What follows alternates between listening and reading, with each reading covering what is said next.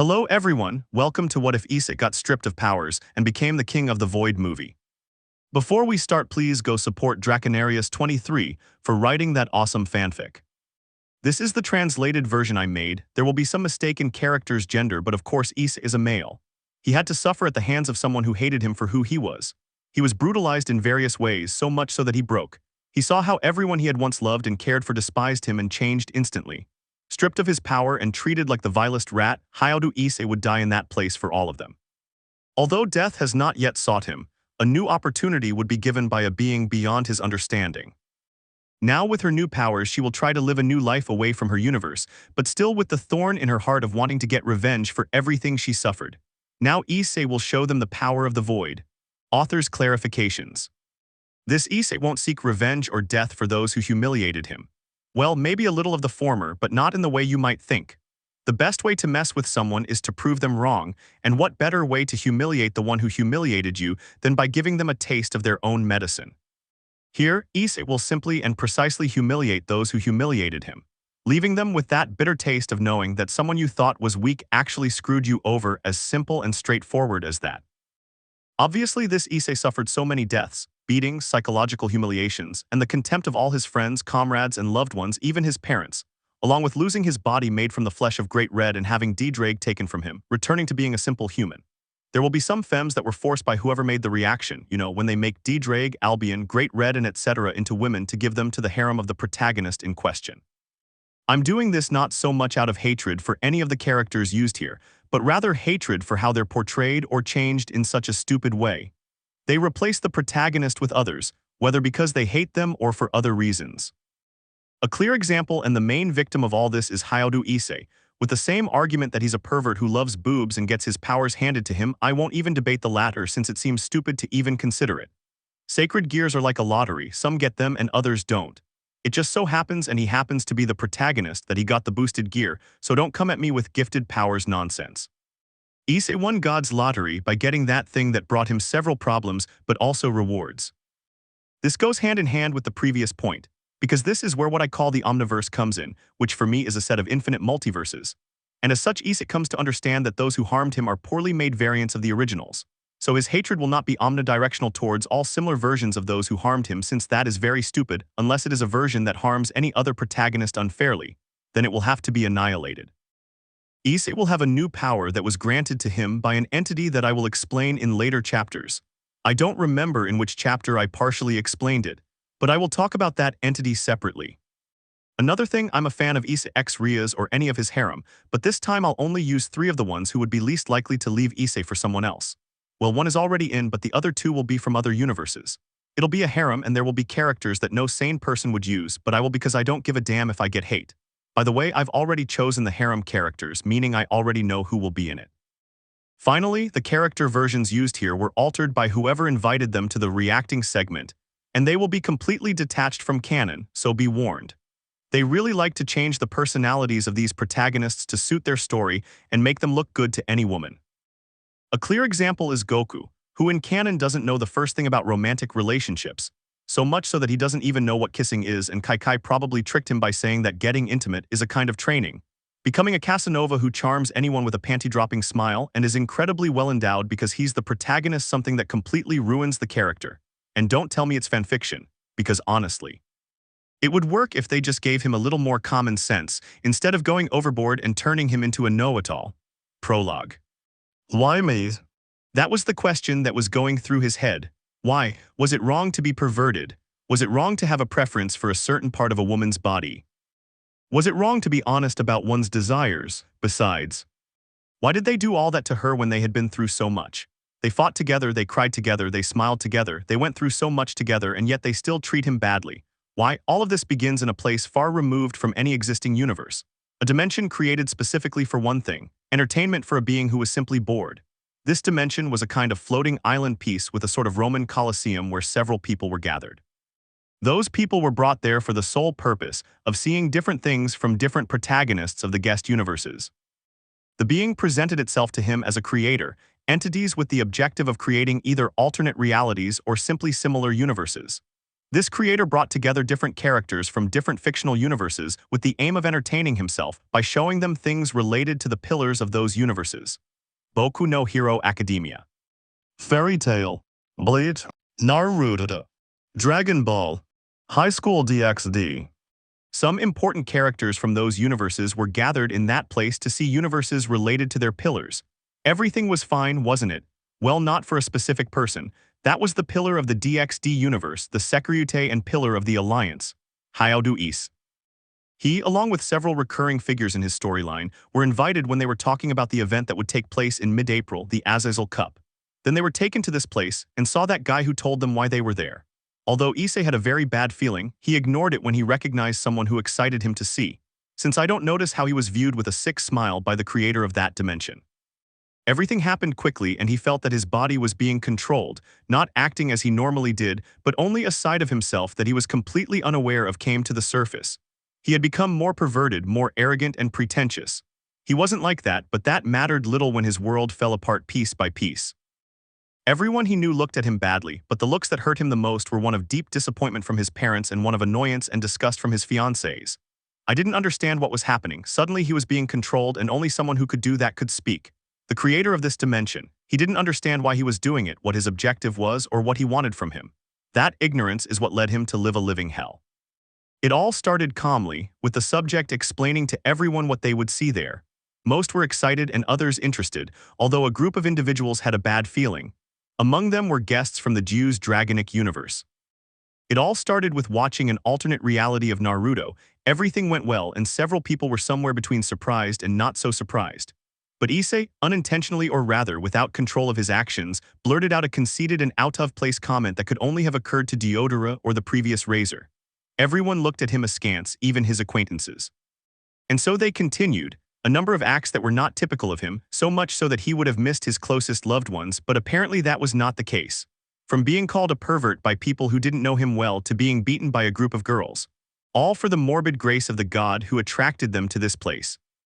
He started staring at the breasts of several women, spoke ill, arrogantly or enviously about what was shown of the other protagonists, and other things that even he was plundered. He wanted to avoid it, he wanted to free himself from that invisible control over his actions, but he couldn't and suffered the consequences. First, that god turned Great Red, Trihexa, D-Drake, and Albion into women, saying that they were already like that and things like that. D-Drake, or Denise as I call her, reproached him for everything she experienced with him, saying how much disgust she had to endure for having the most useless and perverted bearer she had ever thought of, so much so that she even had traumas and fear of revealing her true self. Great Red, or Mio as they called her, said she regretted giving a part of herself to save him.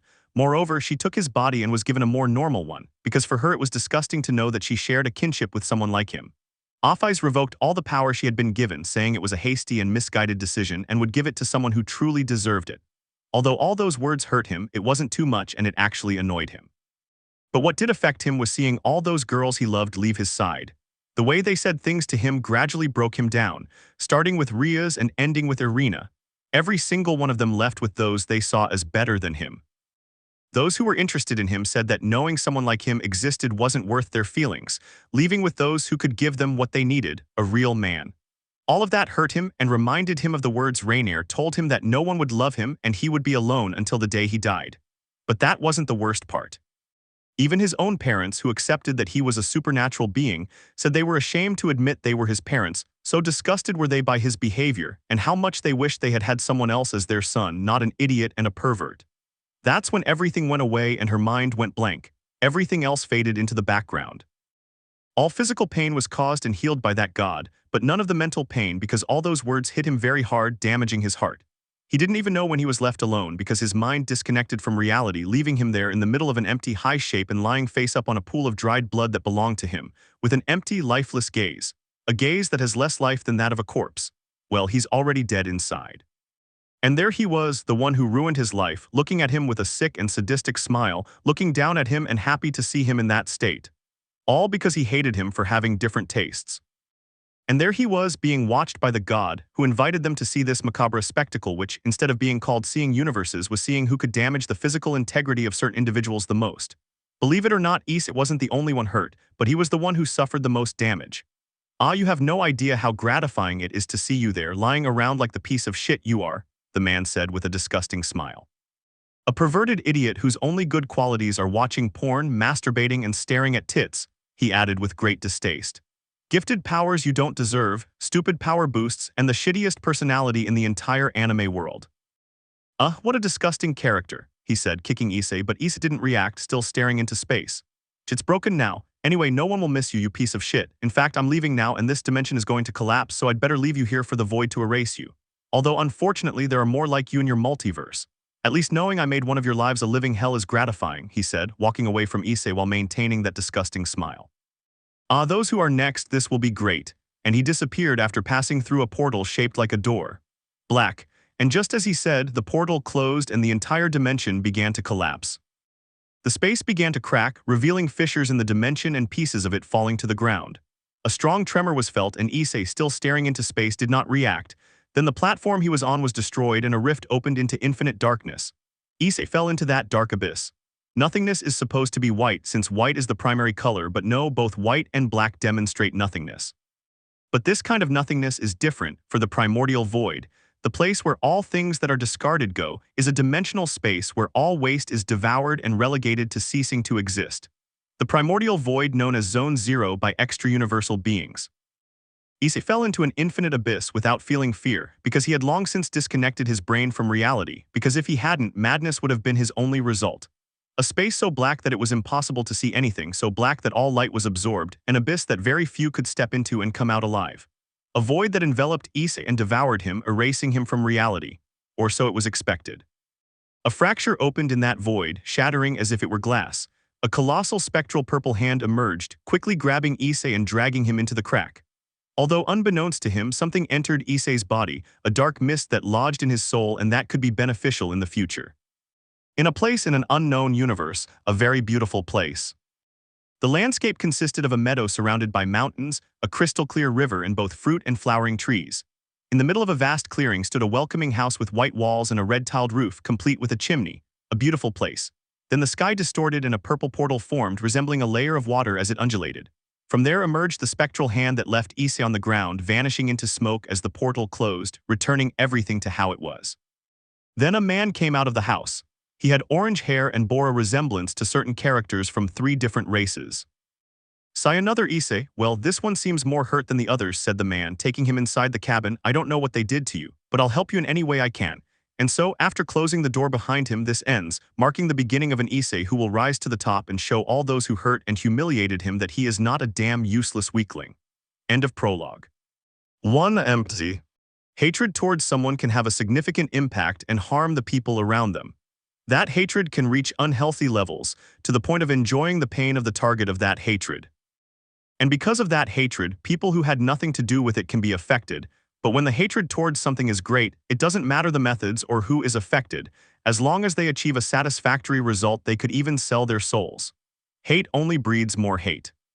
Are you okay? Asked the man with orange hair and beard sitting in an armchair in the cozy living room of the house. Yes, said a girl sitting in an armchair opposite the man in a barely audible voice. She is beautiful with hair as deep as blood, striking blue-green eyes, flawless fair skin, and a voluptuous figure. She wears a black sweater and gray cotton pants while holding a cup of freshly brewed coffee. Believe me, it wasn't hard to find you. Apparently because you didn't fall for his game so easily, he ended up discarding you there, the man said, a hint of distaste in his voice as he recalled where he'd found the redhead in front of him. It was good that I found you quickly or I don't want to imagine what would have happened to you, he said, taking a sip of his coffee. She said nothing and just stared at the coffee cup as if waiting for something to happen, then looked at him with teary eyes. Will he be all right? Will he recover soon? She asked, her voice clearly pained. The man sighed. That's the 50th time you've asked me the same thing, he said wearily, but seeing that she wouldn't leave him alone, he replied, yes, he'll be fine, we just have to wait for him to wake up. After all, he went through many events that damaged him mentally, he said, and she lowered her gaze, clearly sad. He sighed, seeing her like this left a bad taste in his mouth, especially since he hadn't been able to do more for Issei as he had fallen into a sort of coma due to all the mental stress he had suffered in that place. She drank her coffee and stood up. I'm going to be with him, she said, and with that she silently left for the room where Issei lived. He sighed again. She was very affected by that. After all, the man she loves most is in a deep coma because of that idiot. He drank his coffee and standing up went to a nearby window looking at the blue sky. These idiots and their bullshit, I hope I don't run into the idiot who did this, because if I do I'll make him see that the hell of the Omniverse is a beautiful place compared to what I'm going to do to him, the orange-haired man said seriously, clearly annoyed. Who is he? A person with a monstrous capacity in terms of power. It was born from an idea from someone even older who would technically be its father or in this case, its creator.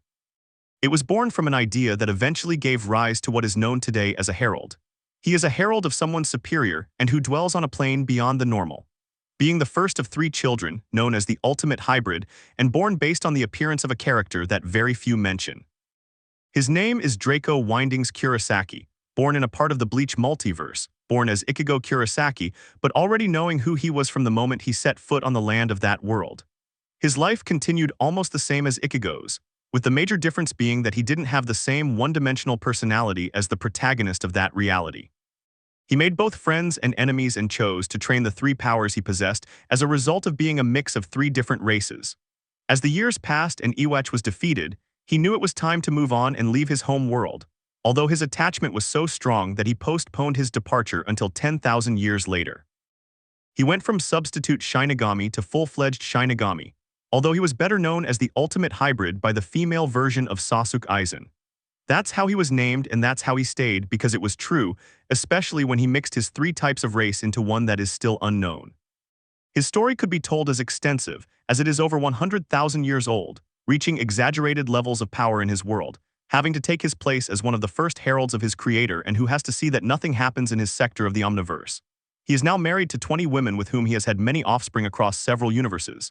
His children could be counted as 350, as he thought that was enough after many years. Anyway, that's a small part of their story because now there's something more important, the woman who was with him. It was obviously Rias Gremory from this Issei's universe. But what's she doing there? Wasn't she supposed to have chosen to go with Naruto Uzumaki because she came to hate this Issei? Well, that's simple. Something that is both underestimated and overrated at the same time is the feeling of love. Love is something that even today is a feeling to which a true meaning cannot be given because it is still something not fully understood. And in this case, he acted in a way that kept Ria's conscience intact during the brainwashing attempt to which all her acquaintances were subjected in order to damage Issei's integrity. In the end, this was noticed by the guy who, instead of being annoyed, thought it would be fun to see her suffer as she was part of the harm done to Issei. She felt disgusted. Kissing someone she didn't know, degrading and ultimately killing the person she loved without any control over her actions was a devastating blow to her mind. No matter how much she fought and tried to stop her body, she couldn't, and could only watch as she hurt her beloved Issei more and more. When it was all over, the guy sent everyone to the places they now wanted to go, but he separated Rias from Naruto, Akino, and Zenovia. It took her to a dimension dangerous for any being of a lower level, being a reddish rocky wasteland, with a murky sky covered with stormy black clouds and with a hellish appearance. It was the hell of the Doom multiverse. Although Rias might survive for a while, she wouldn't last long before being brutally killed by the demons of that place.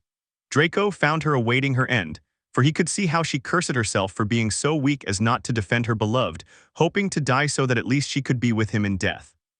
Draco saw in her what is rarely seen in Rias, a love so great that it even hurts her, so he quickly exterminated every demon within a range of 1,000 kilometers and got Rias out of there. That happened a month ago and she has been looking after Issei ever since, basically taking care of him and waiting for him to wake up so she can apologize to him. Seeing her like this hurts him, because one of his children has a female version of Issei as a partner, and therefore Rias ended up getting involved and in the end she has several grandchildren in a universe belonging to the DXD multiverse. For him, Rias is his daughter-in-law even though she is not his real daughter-in-law, but anyway. After a few hours, Draco walked with a tray of food towards the room where he had Issei. He arrived and opened the door, seeing the gloomy state of the room. Machines that take vital signs were attached to Issei's body via electrodes, along with intravenous fluids and a mask that delivered oxygen. Sitting looking at Issei, her eyes red from crying and her appearance somewhat haggard, Rias was holding Issei's right hand, as his left hand no longer existed. "Here, eat," said Draco, placing the tray on a table next to Rias. She let go of Issei's hand and looked at what she had brought, which was Japanese food.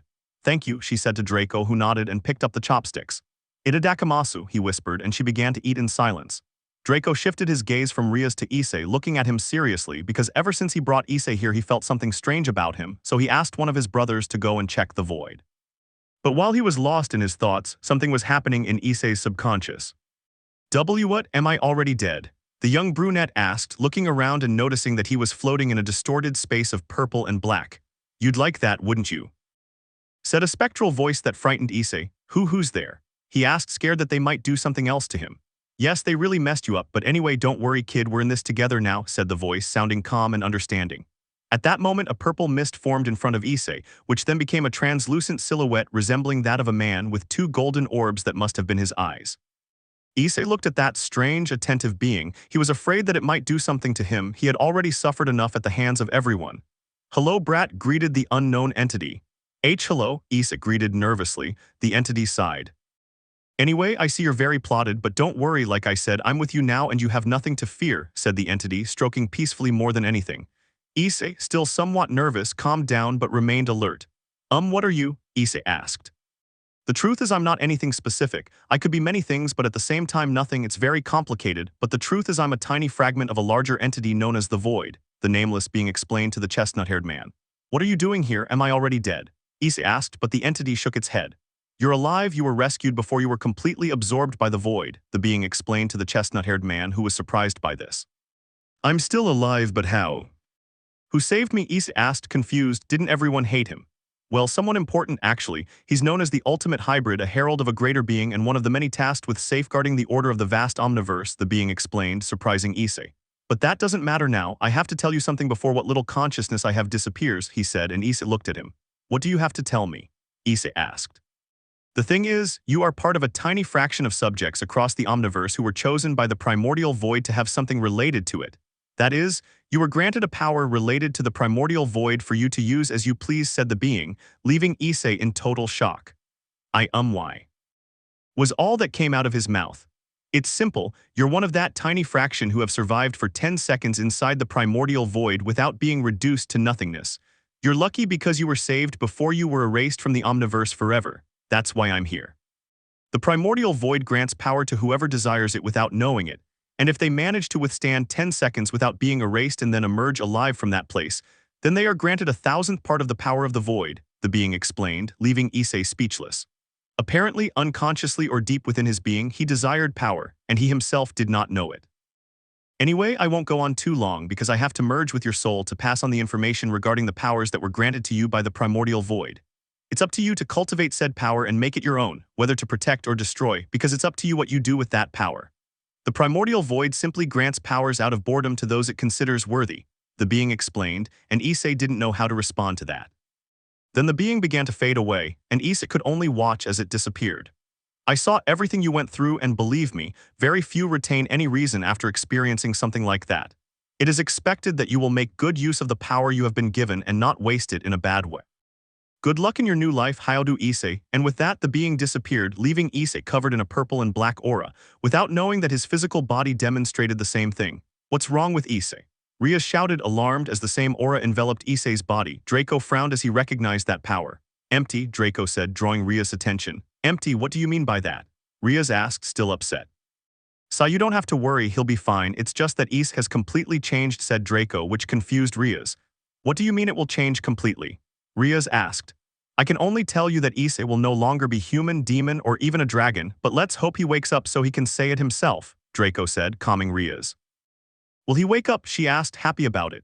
Yes, not now, but he will soon, so you can rest assured you will be with him again, Draco said with a smile that was contagious to Rias, but then he became sad. But what if he hates me? Rias asked, doubting that Issei would love her after what happened. Even if it wasn't her, it was her body that acted and she had her doubts. Then she felt a hand on her head which began to caress it. Don't worry, I'll make sure that doesn't happen. After all, you deserve to be happy together, Draco said, smiling like a father would at his daughter. Rias started to cry and hugged Draco. Thank you so much for everything you're doing for us, Rias said, completely grateful. You don't have to thank me, Draco said, smiling. Then he left Rias alone with Issei, while he left the house and with a serious expression took out a cell phone with which he called someone. Hello? A male voice answered from the other end. Stop what you're doing, I already know what Issei was carrying, Draco said. Seriously. Well, I'm off now, I have to see what that Issei is doing in Fate now that he's learned Kiritsugu's methods from his time as a Magus killer. Send me something cool later for the favor. See you later, brother, and that's how the call ended. Draco sighed and put his phone away to watch as the artificial sun hid behind the mountains on the horizon. Well, it seems I have to prevent him from becoming a genocidal psychopath. We already have enough with those dark versions of Naruto, Goku, and Issei, she said, heading back to the house to make dinner. End 1. Primordial Void. First of all, I smoked a joint of weed with unicorn dandruff and injected myself with Dead Sea water to write this. I don't know why I wrote it, but there it is. At the beginning, the real beginning, everything was nothing, and nothingness covered everything, a void where no being or entity existed, the primordial void, when the birth of what is now known as the Alpha or primordial universe took place. Everything there was filling the void, although filling it up wouldn't be the right thing to do. Universe after universe, multiverse after multiverse, all until branching out into what is now known as the Omniverse. The Omniverse occupied a space in the void, but the void was present, even though there is something existing in its non-existence. The void is complex and incomprehensible to the minds of entities beyond all comprehension, for there is still no exact meaning of what is the void. It is not known how or when it was created because the void was not created as it was already there. Nothingness itself, non-existence itself, all of that belongs to the void. Well, emptiness is the essence of all non-existence. Nothing and no one can escape the void unless it forces you to leave, but even then the odds are less than 0.1%. Many have tried to control it, possess it, and take it over, but the truth is that they have only managed to use a tiny fraction of the void's original power. The void grants powers to those it deems worthy of its entertainment, for although it is possible, it possesses consciousness and has seen, sees, and will see everything that happens in every universe of the existing omniverse. The void was described by many as the entity that gave life to all dark beings, but the truth is that this is not the case. Dark beings and beings of light, all of them are born from an aspect of creation, but emptiness is something that does not create unless it wants to, it only consumes and erases. Light and darkness, creation and destruction, everything and nothing. None of them belong to the void. The void was, is, and will be Alpha and Omega, Genesis and Apocalypse, beginning and end. The emptiness was there before I was here and it will be there when you're gone. And in the twilight of the entire omniverse, the void will be there. The void is and always will be eternal. Nothing can overcome the void, for the void is the origin of the origin. Non-existence itself, and as such, is inevitable. The primordial void is the only thing that will remain at the end of all that is known as existence. 2 explanations. 2 weeks later. 2 weeks flew by, and once again Rias can be seen sitting next to Issei, wearing the same thing as last time, although in truth she had the same set of clothes. She had red eyes and a paler face and looked somewhat haggard, but she was still there, waiting for Issei to wake up. "Issei, I'm sorry, forgive me," she whispered, barely audible, and she had been apologizing even though everything that happened and she did wasn't even her fault. "But let's not focus on the physical world, let's go to Issei's subconscious. And that's all, what do you think?" said Draco, who, using one of his many abilities, entered Issei's subconscious to talk to him. The chestnut-haired man floated in front of him, his face bearing a very serious expression. During this time, he reflected on many things within his subconscious, including his revenge. Yes, he thought about taking revenge on all those who hurt and abandoned him, all those he trusted, even his own parents.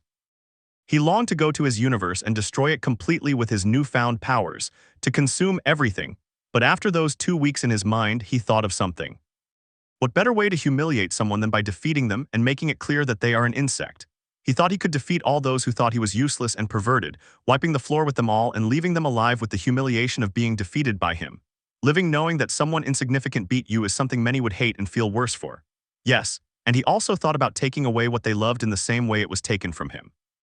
But then Draco came and told him about everything that had happened, showing him evidence that made him more and more furious, because apparently his universe was used for the sole purpose of making him a fool and humiliating him as well as brutalizing him in the worst way. "I hated that shitty god. That son of a bitch ruined his life and many others just because of his stupidity." "So they?" Issei asked Draco seriously, who sighed and nodded. "That son of a bitch." Issei growled furiously as his eyes began to glow gold, and a small purple and black mist covered him. "You know that power you have, although powerful, is unstable, especially in mentally unstable people like you," Draco said, causing Issei to stop expelling that power. "You must calm down because you need special training to prevent you from going crazy and starting to travel through universes devouring all life in them," he explained, frightening Issei. "Are you joking, right?" he asked, scared. He wanted to return some of the humiliation he had suffered, not become a mad Galactus running through the multiverse. Issei was scared, that thing was horrible, and he wanted to keep his body intact. "If you lose control, yes, and unfortunately I would have to kill you before you do something stupid," Draco said, looking at Issei with a deathly stare that terrified him. I don't want that. Isn't there a way to control this power?" Issei asked hopefully because he didn't want to be killed. "There is one," Draco said, relieving Issei. The second wielder of that power left a series of instructions for controlling it. "It's a long and complicated process, but it yields good results. I mean, that guy now lives on the higher plane with the other creators," he said, surprising Issei. "Then I'll be able to control this power," he said with a smile that was both happy and malicious, but not crazy malice, more like the malice of thinking about how it would make those idiots feel. Draco sighed, But at least Issei didn't turn out to be a crazy genocidal maniac like that version of him who's locked up in omniversal hell for destroying 153 DXD universes just for fun. Anyway, when you wake up you'll find her by your side, Draco said, as Issei looked at him with a complicated expression. I understand how you feel, but you must understand that like you and the others, you were pieces that fool used for his own amusement, so give her a chance, he said as Issei sighed and lowered his head. I'll try, he said sincerely, as it made him uncomfortable to remember how Rias had lustfully kissed Naruto Uzumaki while saying hurtful words to him. Then he felt a hand on his shoulder and saw that it was Draco, who gave him an understanding look. Listen, I know this might hurt, but understand, she loves you too much, so much so that she was willing to suffer the worst hell to atone for everything she did to you. And believe me, the hell of the Doom multiverse is no ordinary place, Draco said, making Issei's eyes widen as he recognized the place he was talking about. And yes, it was a dangerous place unless he had the power to fight against so many hordes of hell. Give her a chance, you'll regret not doing so because she's a good woman for you. In fact, she's your ideal partner in several universes of your multiverse, so when you wake up, don't look at her with hatred, disgust, and fear, because she suffered a lot doing all that, being manipulated by that idiot, he said, and Issei sighed and smiled slightly. I will, he said sincerely, because it would be unfair to him to reproach her since she too had been manipulated like him. Well, I'll leave you now, I have to make enough food for you, she said, starting to disappear. I'll tell you about your training once you're physically recovered. And with that, she left. Issei was left alone in his subconscious, thinking about this and the new information that Draco had given him. It was shocking but true, he only knew one thing and that was that. When I see that bastard again, I'll make him have a very bad time, she said, her eyes shining gold. 2 hours later. 2 hours later in the room, Rias had gone to the bathroom and when she returned she saw something that made her freeze in the doorway. Good morning, Rias, Issei said, smiling at the redhead who was standing motionless. Issei, she said with difficulty, as the shock prevented her from speaking properly. Tears began to flow from her eyes and she slowly approached Issei. The chestnut-haired man looked at her and noticed her appearance, surprised by how bad she looked physically as her eyes were red, her silky crimson hair was unkempt and duller, her skin was paler and she looked emaciated. He suffered a lot, that bastard, I'm going to rip his balls off and shove them up his nose, Issei thought angrily, looking at his redhead in such a bad physical condition. He was pulled from his thoughts by the cold touch of Ria's hand on his cheek. Issei eyes. And she hugged him carefully but didn't want to let go. Issei hugged her with his one arm and felt tears welling up in his eyes. At least not everything was as bad as he thought. The two hugged and cried for a long time, Issei listening to Ria's pleas for forgiveness, calming her down by saying it wasn't her fault, that she didn't have to forgive him for anything. After 10 minutes she pulled away and without waiting planted a loving kiss on Issei, which Issei reciprocated. The kiss was filled with love and need because she wanted to feel Issei kiss him, and well, let's leave it at that. The thing is, when she felt Issei's lips, she felt complete, as if what she was missing had been added, and she also felt her lips clean of that unpleasant forced kiss she had to endure. After separating with a thread of saliva joining their mouths, she smiled with her teary eyes and said the word that Issei always heard. I love you, she said, and Issei felt his heart warm. And I love you too, Rias, Issei said, and they kissed again with more passion. Until. Could you please not try to roll around? You can do it when I'm not around, Draco said, interrupting their intimate moment. He smiled amusedly as he watched Rias hide her red face in Issei's chest, and Issei blushed and hid his face in Rias' hair. Well, Rias, could you go and clean Issei up? I mean, he's weak and I'm not a nurse, Draco said as Rias peeked out and nodded sheepishly. Well, avoid doing anything gross in the bathroom and then go to the dining room, lunch will be ready soon. I'll leave you, lovebirds. And with that, he left with a mocking smile at seeing them blush. After a while, Rias calmed down and looked at her boyfriend. Come on, Issei, Draco-sama is right, I must clean you up, Rias said to Issei, who felt embarrassed. You don't have to do it, Issei said, blushing, but Rias smiled. No, let's go now, you're weak and I doubt you can move freely, she said, removing the devices and IVs from Issei. It took him a little while, but when he thought that Issei would release a lot of blood from where the needle was stuck, that place closed immediately. Finally, she helped him up and took him to the bathroom, attending to him like a nurse attends to a patient. Nah, you know that thing about when someone doesn't have good mobility and needs to be taken care of. That happens more in older adults or people who have difficulty moving their limbs. You know, when they poop they have to be cleaned, they have to be bathed, and that's it. Instead of feeling disgusted by helping Issei, Rias felt useful, because during the time he was in a coma she could do nothing but cry and wait for his return. Issei felt embarrassed as he hadn't expected Rias to literally clean him completely, although it was surprising how she shook him, though he couldn't ignore the perverted face she had when she saw his little thing. Finally, she changed him into comfortable clothes that Draco had prepared and took him to the dining room. Issei looked around the house. It was beautiful and cozy, a good place to live. It's good that you're here, take a seat, I'll serve the food, said Draco, wearing an apron that read better than Shiro and his other versions, as he carried a large pot or pan or whatever you call it in your countries. Here we commonly use a paella containing what appeared to be, yes, it's beef soup, I'll bring the rice.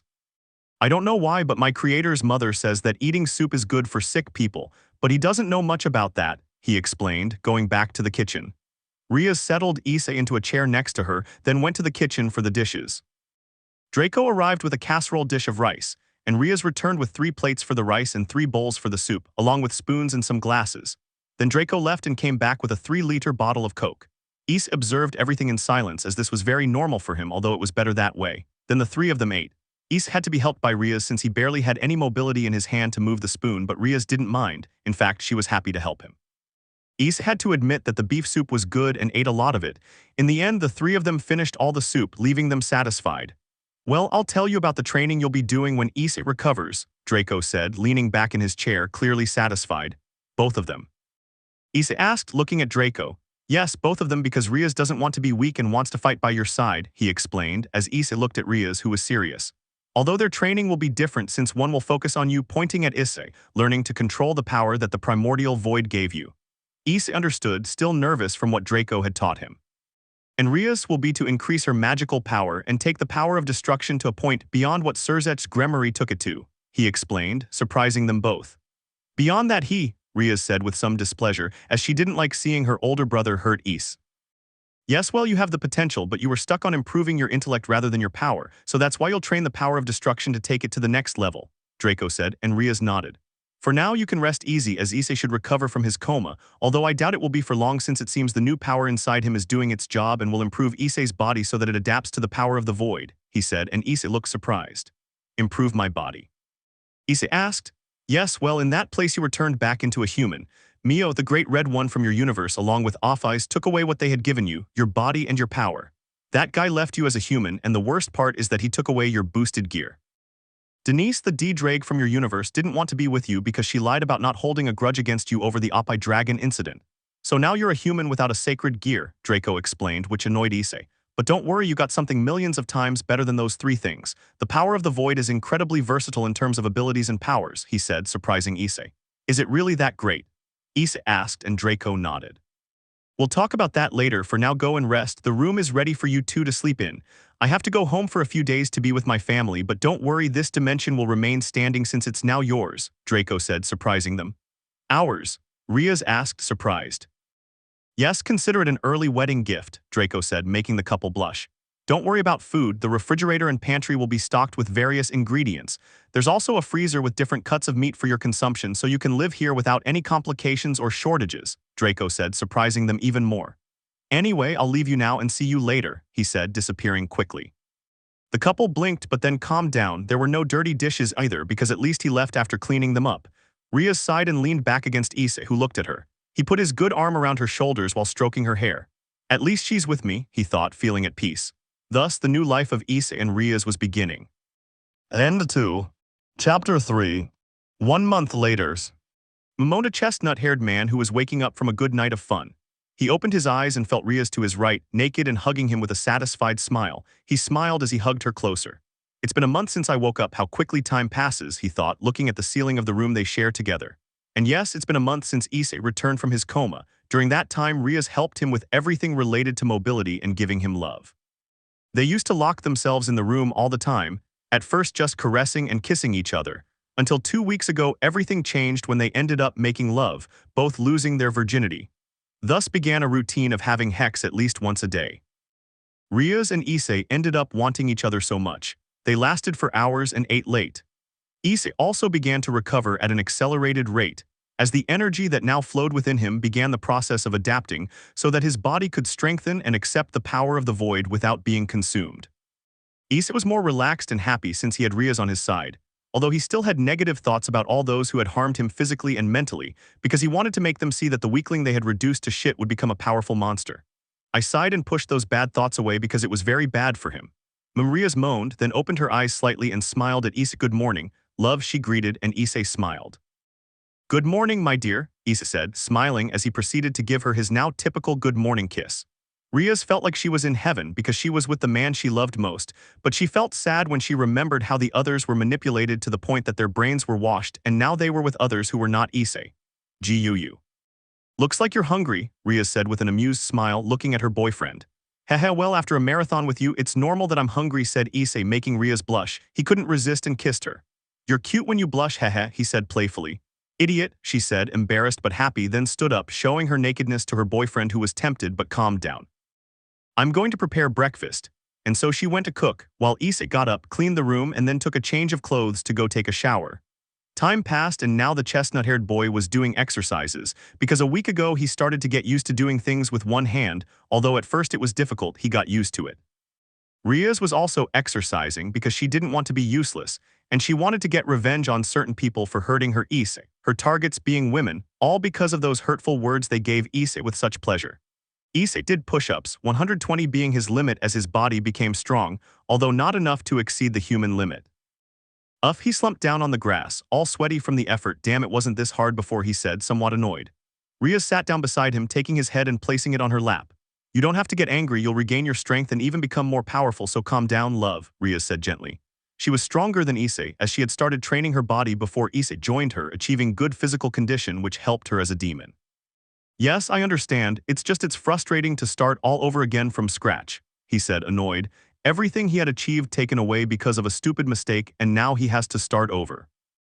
But you're right, I won't get frustrated about it, he said, smiling as he looked at Rias's breasts in that sports bra which were so big they even cast a shadow on her. She stroked her partner's hair and smiled.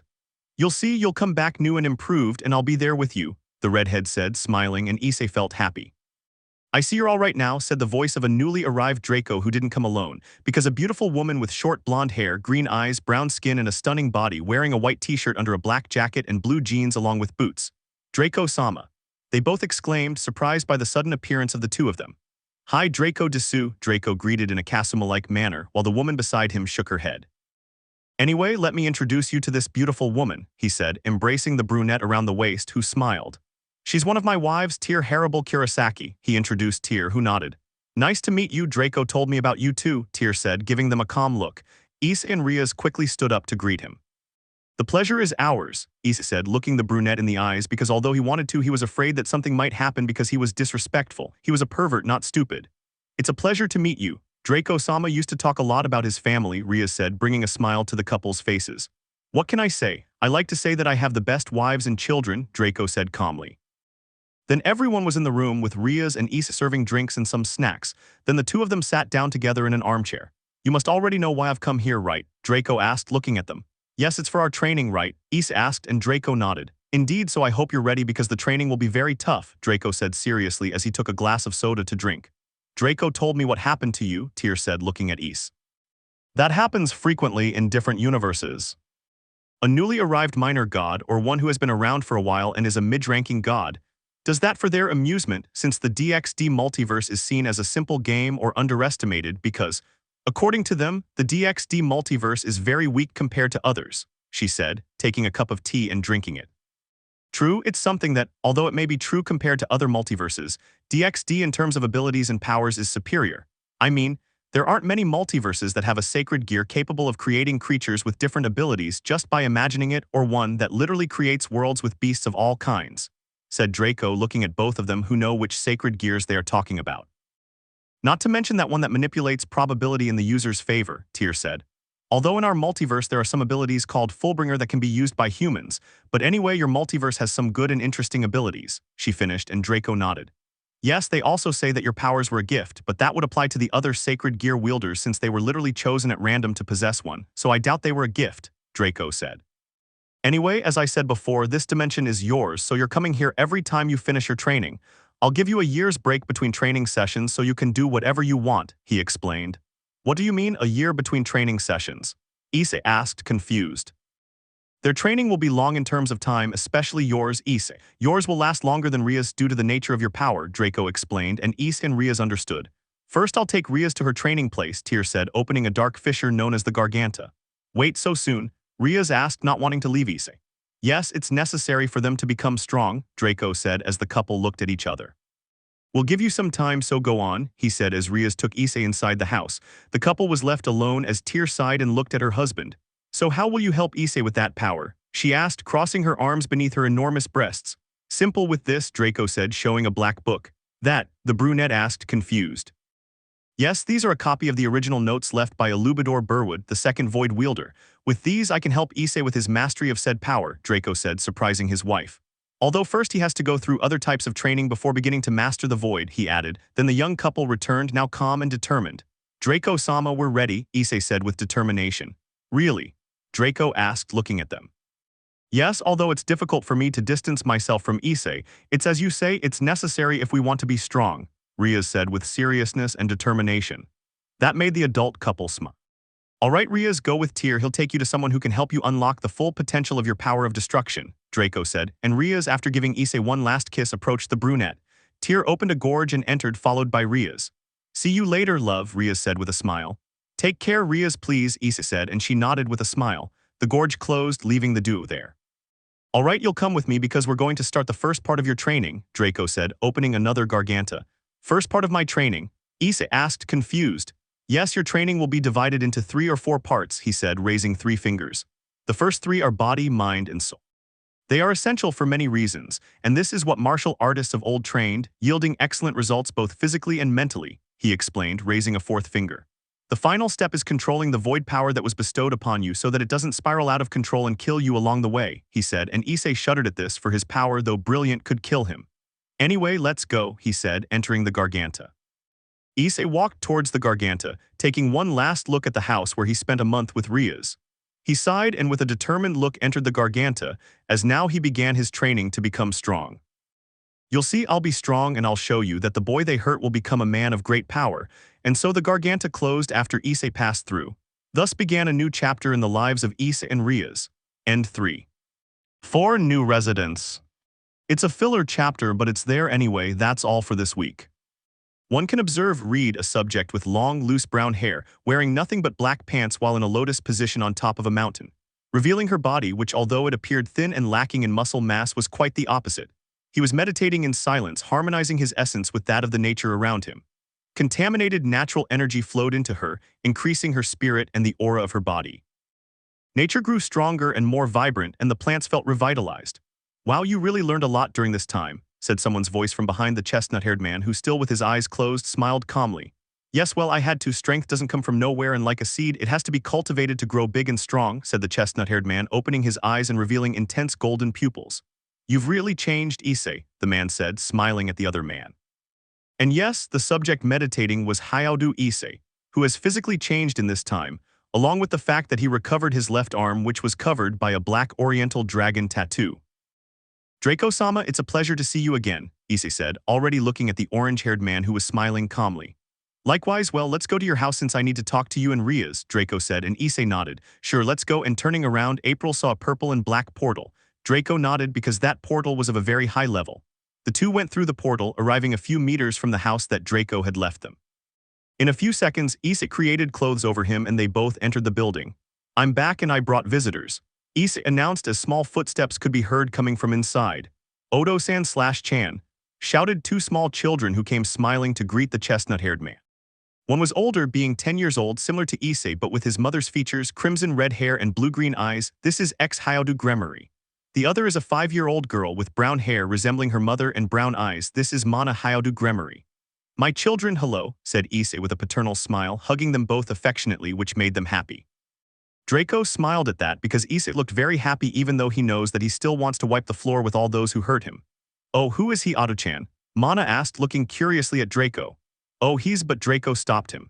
I am a friend of your parents. My name is Ryu Kurosaki, Draco introduced himself, using the name given to him by Isshin Kurosaki millennia ago. The 2 children nodded and standing in front of Draco bowed in greeting. Nice to meet you, I'm ex-Hyaudu Gremory. I'm 10 years old, X introduced himself politely. I'm Mana Hyaudu Gremory. I'm 5 years old. Nice to meet you, said Mana as Draco smiled, creating candies and giving them to her. Wow, she can make sweets like Odo-chan, she said, taking the candies that Draco gave her. X nodded at what his little sister had said. Draco looked at Issei, who smiled. It was a good way to use the powers of creation, Issei said, as Draco snorted in amusement. Then the children went to play since Issei told them that they would be talking about adult topics which they understood. They arrived at the kitchen, where Rias was arranging some of the harvest from the small garden she tends with Issei. "Hello, Rias," Draco greeted the redhead. "Draco-sama, it's nice to see you again, how are you?" asked Rias, whose beauty only increased in these years, being an almost exact copy of Venelana, only that she had her characteristic ahoge. "I'm fine, my descendant on my eldest son's side turned 6 and it was a good party, plus he manifested fire powers," said Draco, remembering his great-great-grandson's party. "That's good," Rias said. "Would you like anything?" "We have everything technically," Rias said, gesturing to the cupboards and the refrigerator. "A glass of water, please," Draco asked, and Issei served it to him. The three of them were now seated at the table they used as a dining room, with the couple sitting together watching Draco as he looked at them. "Well, I came here to tell you that since your training has ended one before the other, it's time for you to settle down in a universe to have your own lives and for your children to have normal studies," Draco said, and the couple understood. "Well, when are we leaving?" Rias asked, because she wanted her children to have a normal school life and to interact with other children their own age. "Well, the sooner the better," said Draco, and they understood.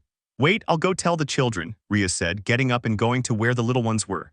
Leaving the two men alone, they looked at each other. "Now I see you much happier than before. It seems having Rias close and now having children has been very good for you," Draco said to the brunette, who smiled. "Yes, even though all that happened to me, Rias was my pillar, and now there's X and Mana.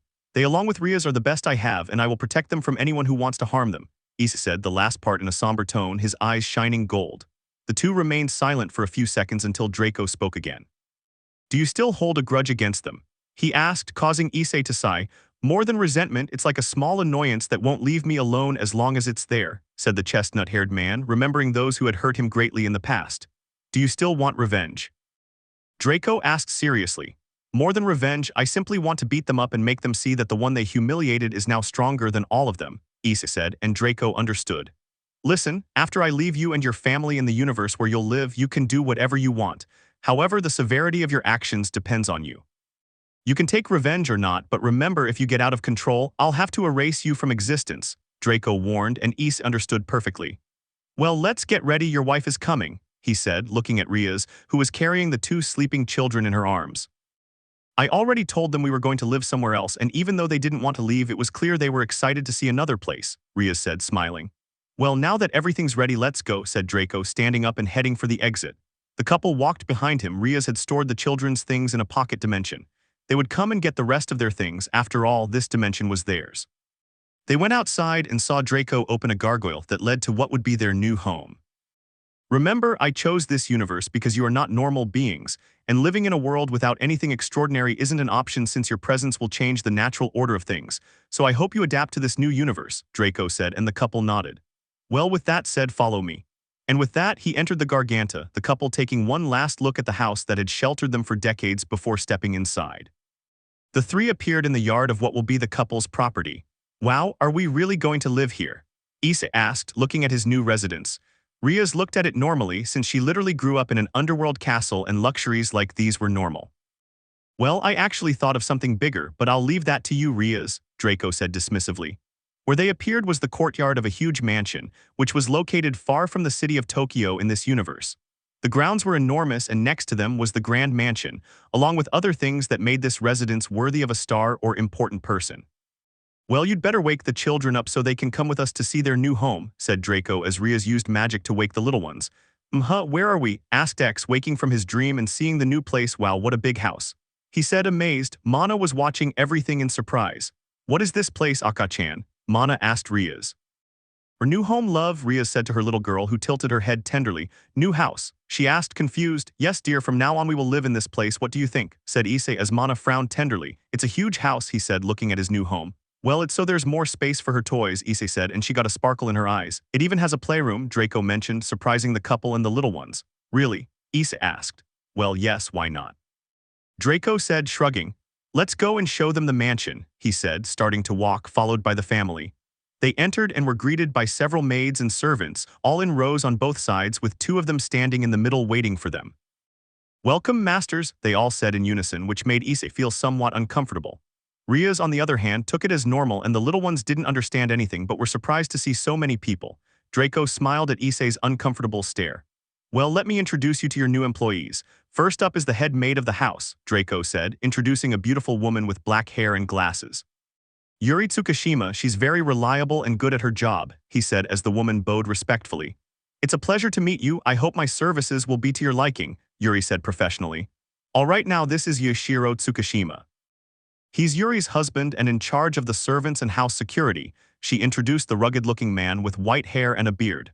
Basically, Seba's from Overlord and Yuri is Yuri Alpha. I will take care of maintaining this residence and protecting you from any problems, Yoshiro said seriously. Draco approached Issei and whispered in his ear. They are basically variants of two characters from a different multiverse, believe me, even though they look human they are stronger than any human, Draco said, making Issei look at him. Was something like this necessary? Issei asked and Draco shrugged. That's the least of it. Well, I'm off now because I have to go to my younger children's parent-teacher meeting, so if you have any questions about this place, let Yuri and Yoshiro explain how things work around here, Draco said, turning around and creating a strange rectangular portal. Whoa, he does the same thing as Atu-chan. Mana remarked, looking at the portal. See you later, take care, and children, listen to your parents and avoid sweets. Eating too many can be disastrous for the bathrooms. And with that, Draco left, leaving the family in their new residence and universe. What did he mean by that? X asked, confused, as Issei stroked his head. Nothing, son, you'll find out later, said Issei, wanting to avoid an unpleasant explanation about explosive diarrhea caused by too many sweets. If you'll allow me, I'll proceed to give you a tour of the different areas of this mansion, Yuri said with his serious demeanor. You'd be doing us a huge favor, Rias said with a smile. Okay, please follow me, she said, starting the tour. The mansion has a playroom for the children, Yuri said, showing a large room with all kinds of games for the two children who had stars in their eyes. Sug, they both shouted, fascinated. Rias and Issei smiled at seeing them so happy. Let's continue, Yuri said. There's a spa room if you need to relax and get all the stress out of your body, Yuri said, pointing to the mansion's spa. Wow, I'm speechless, said Issei, as his previous residence in his universe didn't have anything like this. Let's continue, Yuri said. A basement equipped for training, Yuri said, showing a gym with several special training machines along with weights that exceeded 500 kg. It was created by Draco-sama so that you can train comfortably, she said. Rias and Issei were looking at a strange spherical machine in the center of the room. Yuri-san, is this? Issei wanted to ask and Yuri nodded. A gravity chamber, Draco-sama brought it. He said it's for when you want to do more extreme training, Yuri said with his typical professionalism. Great, said Rias, looking at the machine next to her husband, who was also fascinated. The two little ones stayed in the playroom under the care of some maids. Let's continue, Yuri said, and the couple nodded. And that's all, Yuri said after a half-hour tour of different rooms in the mansion. I'm honestly overwhelmed, Issei said, still unable to believe the number of different rooms in the mansion. I see it as normal, Rias mentioned as Issei looked at her with a really expression, but he passed it off when he remembered that she was a princess in the underworld. Well, if you'll excuse me, I have to supervise the lunch preparation. All your belongings are in your bedroom and the children's are in their respective rooms, Yuri said before walking away to do her chores. Thank you for the tour, Issei said gratefully. It's my job, sir, Yuri said with a slight smile before leaving. Now the two of them were alone. Well, shall we go to where the children are? Issei asked Rias.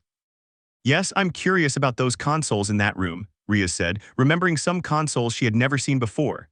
That's why I love you, let's go, Issei said, kissing Rias before they both went off to play for a while. What, they may be adults but they are young according to their race. And so a new stage begins for the couple, and 5 Saki. 1 month later. Well, I'm going to take the kids to school now, said Issei, dressed like Sung Jinwoo, while X had a backpack on his back and Mana wore a yellow hat and a light blue shirt as she was going to kindergarten. See you later, Akasan/Chan, both children said to their mother, who was wearing a white t-shirt and a long black skirt. See you later, kids, she said, smiling. See you later, love, she said to the brunette, who smiled.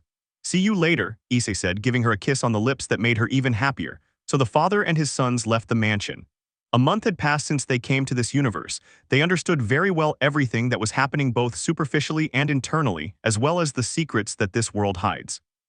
Rias and Issei, along with the little ones, adapted quickly to this world, especially since X entered the 4th grade of elementary school and Mana was enrolled in kindergarten. Issei and Rias were professionals as their training was not only to master their powers, but they also received academic studies, obtaining several master's degrees and doctorates over a period of 150 years. X was educated by Issei, who taught him the fundamentals such as mathematics, literature, and science, and X is good with numbers. Now Issei is planning to create his own business to keep up appearances, since having almost unlimited money would be strange for anyone. Now this universe. The main thing is the year 2070, several years later than in their previous universe but not as advanced as they expected. Although it seemed like a normal world at first glance, it is quite the opposite. since due to external agents it ceased to be normal. In ancient times, several portals opened, and from these portals appeared creatures that now feature in various mythologies. These portals connect to a world called the Dark World, which gets its title from the fact that it is a dimension similar to Earth but with mystical beings and other features, along with a day and night cycle.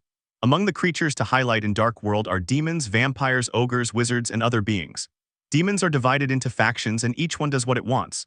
Most demons only bring problems to the human world, with few having made friends with humans. Because of this, there are forces dedicated to fighting demons and other creatures that want to harm humanity. On one side was the American Pacific Federation or United States Federation, UFS, which is a larger version of the American government of its home world, as it includes a federalized cooperative body under a trust that governed parts of Korea, Taiwan, Southeast Asia along with the entire American continent. This is the Chinese Union, a larger and improved version of the People's Republic of China, which is far ahead of the UFS in the technological race. It comprises the former Communist China, Southeast and Central Asia, and the Korean Peninsula, making it an even larger nation than the UFS. And last but not least, the anti-demon ninjas or Taemanin, who are trained in a secret village called Gosha Village. These latter are divided into clans that support a single core, striving to keep all of Japan free from the danger of those demons who only use humans for their own benefit. It is also now normal to see different species living alongside humans, as this has gradually adapted over time. There was also a higher dimension called Otherworld where powerful entities lived who very rarely entered Earth, as their presence could cause disastrous consequences for it. Rias and Issei are not interested in the problems that happen here, because they understood that it is better to look after their own than strangers, of course. If those strangers become acquaintances as friends or something more intimate, then things change. The couple only cares about the well-being of their children and the workers of their mansion, as these people were selected by Draco to do their jobs. Not much has happened this month, as Yuichiro has been gathering information for any reason, and he also has special barrier seals that could withstand a meteorite that could destroy the Earth and still be there at his children's schools in case something bad happens, along with several bodyguards to watch the respective perimeters. That might be overprotective, but Issei and Rias didn't want anything bad to happen to their children. Well, something worse than hell would be unleashed upon that poor devil who wants to harm his children. See you later, Ado-chan, Mana said with a radiant smile as she entered the kindergarten. See you later, dear. Your mom will come to pick you up at the exit, Issei said, smiling and ignoring the predatory stares of several mothers in the area. Issei turned around and walked back home because walking is a good thing and he likes it. In the dimension given to him by Draco, he traveled about 500 kilometers discovering many things, including animals and very beautiful flora. I walked for a while, ignoring the stares of both women and men as Issei's attractiveness increased with the passing years. Then something occurred to him. Help, a female voice sounded desperate. This confused him and he focused on finding the owner of that voice. A second later he found the person, so he went into the alleyways between the buildings. Its speed was enormous. Strong gusts of wind arose wherever it passed, barely perceptible, even though it maintained a speed that did not damage the environment. After 6 seconds he arrived at the place, which was one of those places where there are lockers to store things. I see something there that bothers him a lot. It was a group of students mistreating a pregnant woman who looked like a homeless person because of her clothes. He put that aside when he saw her on the ground crying while the boys mocked or denigrated her. There were 3 boys and 2 girls, all students, and one of them was carrying a bag with a lot of money. I acted immediately when I saw that one of the brats was going to kick the woman's stomach, who was just crying helplessly. FIUSHPAAM.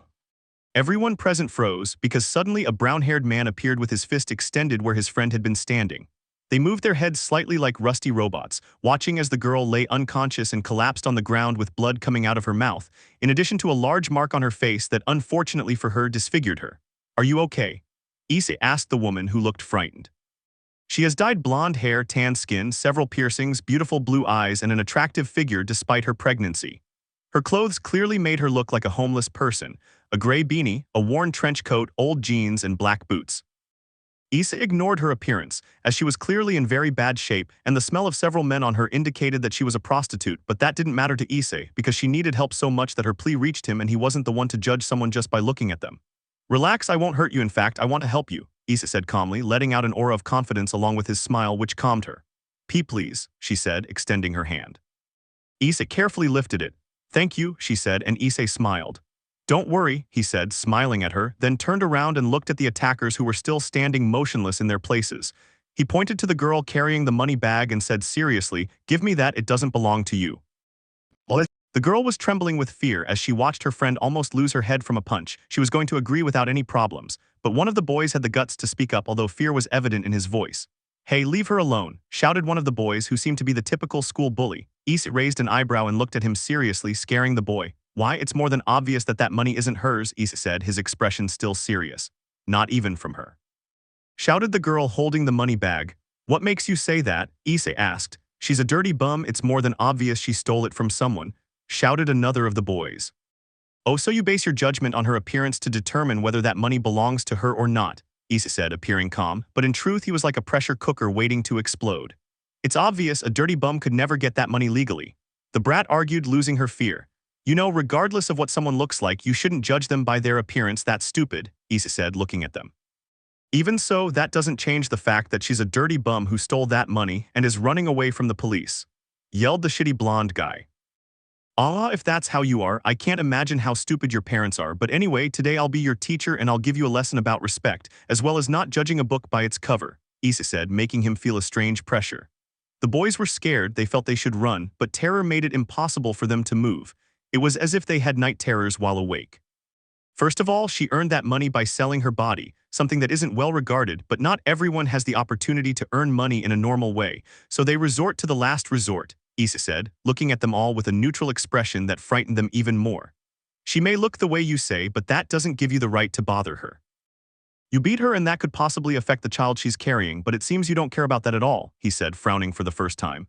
"You brats, I'll show you that appearances are very deceiving," and his face contorted. The boys got scared, the girl dropped the bag with money as she fell, urinating on herself. Issei's face was simply black, he didn't speak, no eyes, no mouth, nothing, he was as empty as outer space. "You shitty brats, I can see it, you're evil to the core. You were planning to rob her and beat her up, I can see it.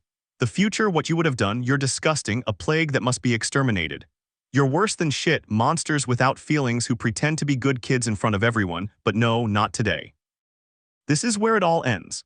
What a shame, you had a bright future, but you ended up finding a terrible fate," Issei said in a distorted voice that terrified those present. The boys were paralyzed, their hearts were beating faster than Luffy's in Gear Second, sweat was pouring from their pores, tears from their eyes, snot from their noses, they peed and one of them shit himself. The subject in front of them was worse than any nightmare they had ever had in their lives, worse than any horror movie they had ever seen. Seeing Issei's face made them see a dark abyss, and as she said, "If you stare into the abyss for too long, it will stare back at you." Two golden spheres appeared on Issei's dark face, two beacons that foretold death. "Now go to sleep," he said, and the boys fell unconscious, convulsing and foaming at the mouth.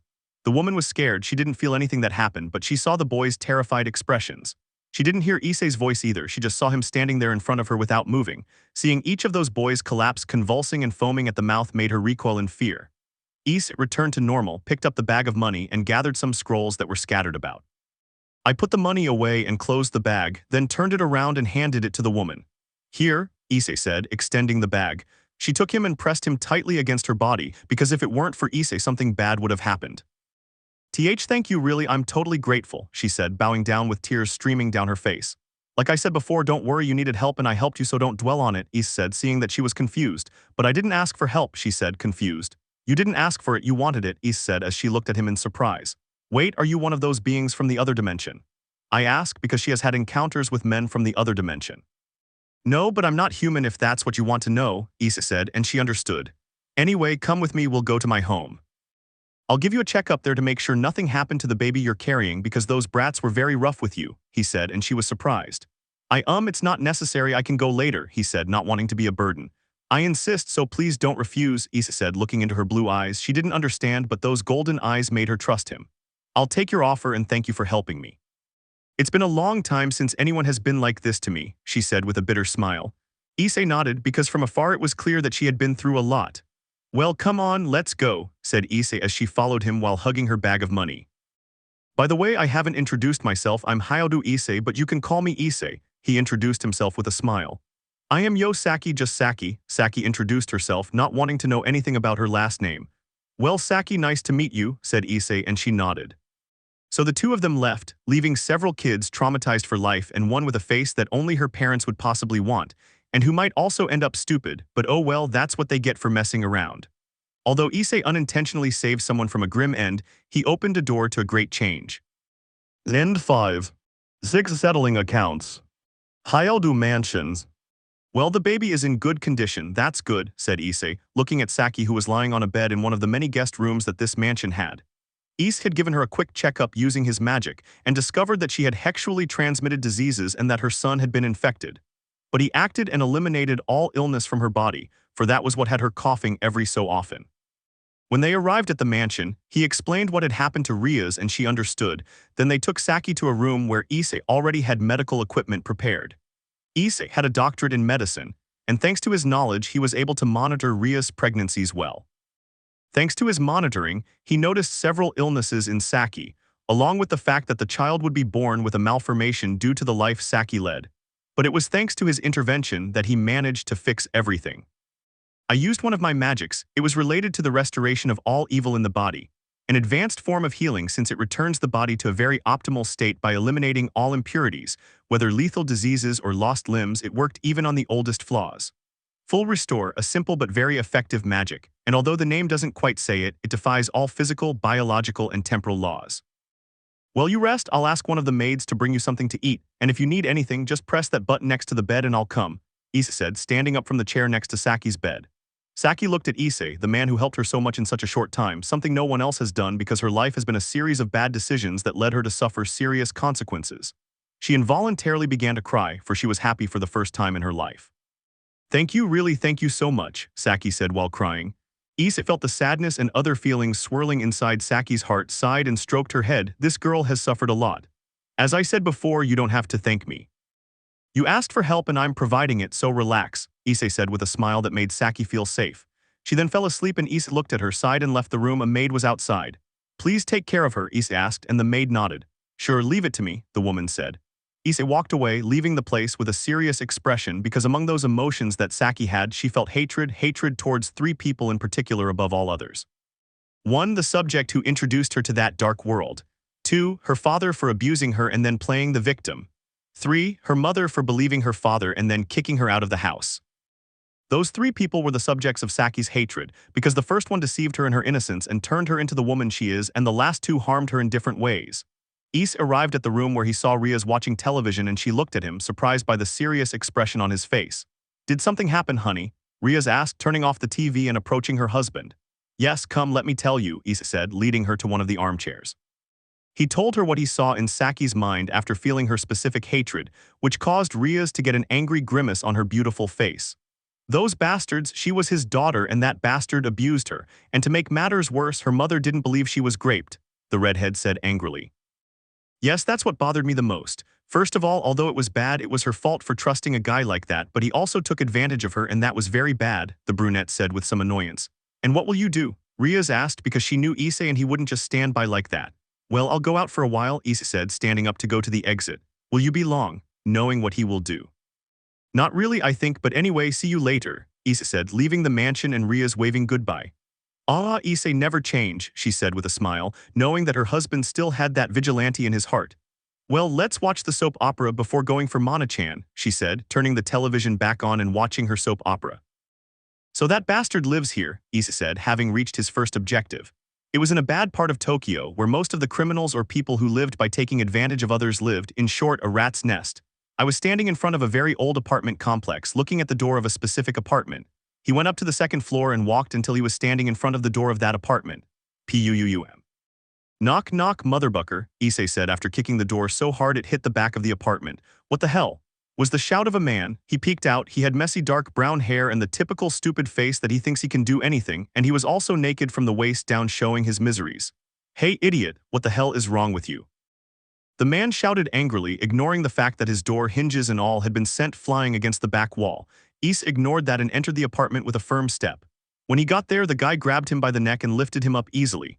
He looked to his left where a frightened prostitute was covering her body with sheets. Get out of here and don't say anything, Issei said, and the girl, without hesitation, left the apartment. Once she was gone, the place was covered by a layer of darkness, leaving Issei and the subject in a space isolated from the outside. What do you want? The frightened man asked. I've come to return everything you did to Saki, Issei said expressionlessly. The man didn't understand, but that name reminded him of someone. Sasaki, that damn bitch, the man said, clearly annoyed.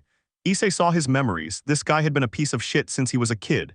Beating others, taking advantage of the weak, he even raped several girls and he took advantage of Saki, who was a very different and innocent person back when he laid hands on her. But Saki wasn't the first or the last to fall into his hands, because this bastard likes girls like the old Saki, young and naive, all to turn them into prostitutes who give him money. You're disgusting, you know, people like you shouldn't exist. It would be better if then Issei's face distorted, revealing that infinite darkness alongside those two golden orbs that could steal your soul, you simply disappeared. And his arm with which he held the subject was covered in a dark purple aura. And no, wait a sec. But he couldn't continue his plea for mercy. Issei's aura enveloped him, and as he shook violently, he simply disappeared. Issei erased him from existence. Issei sighed and looked around, searching for something and finally finding a suitcase with a lot of money under the bed. She took it and left the place, creating a facade so that they would think nothing had happened. As I went downstairs, I looked at the prostitute. Here, don't say anything. He gave her 4 rolls worth at least 100,000 yen each.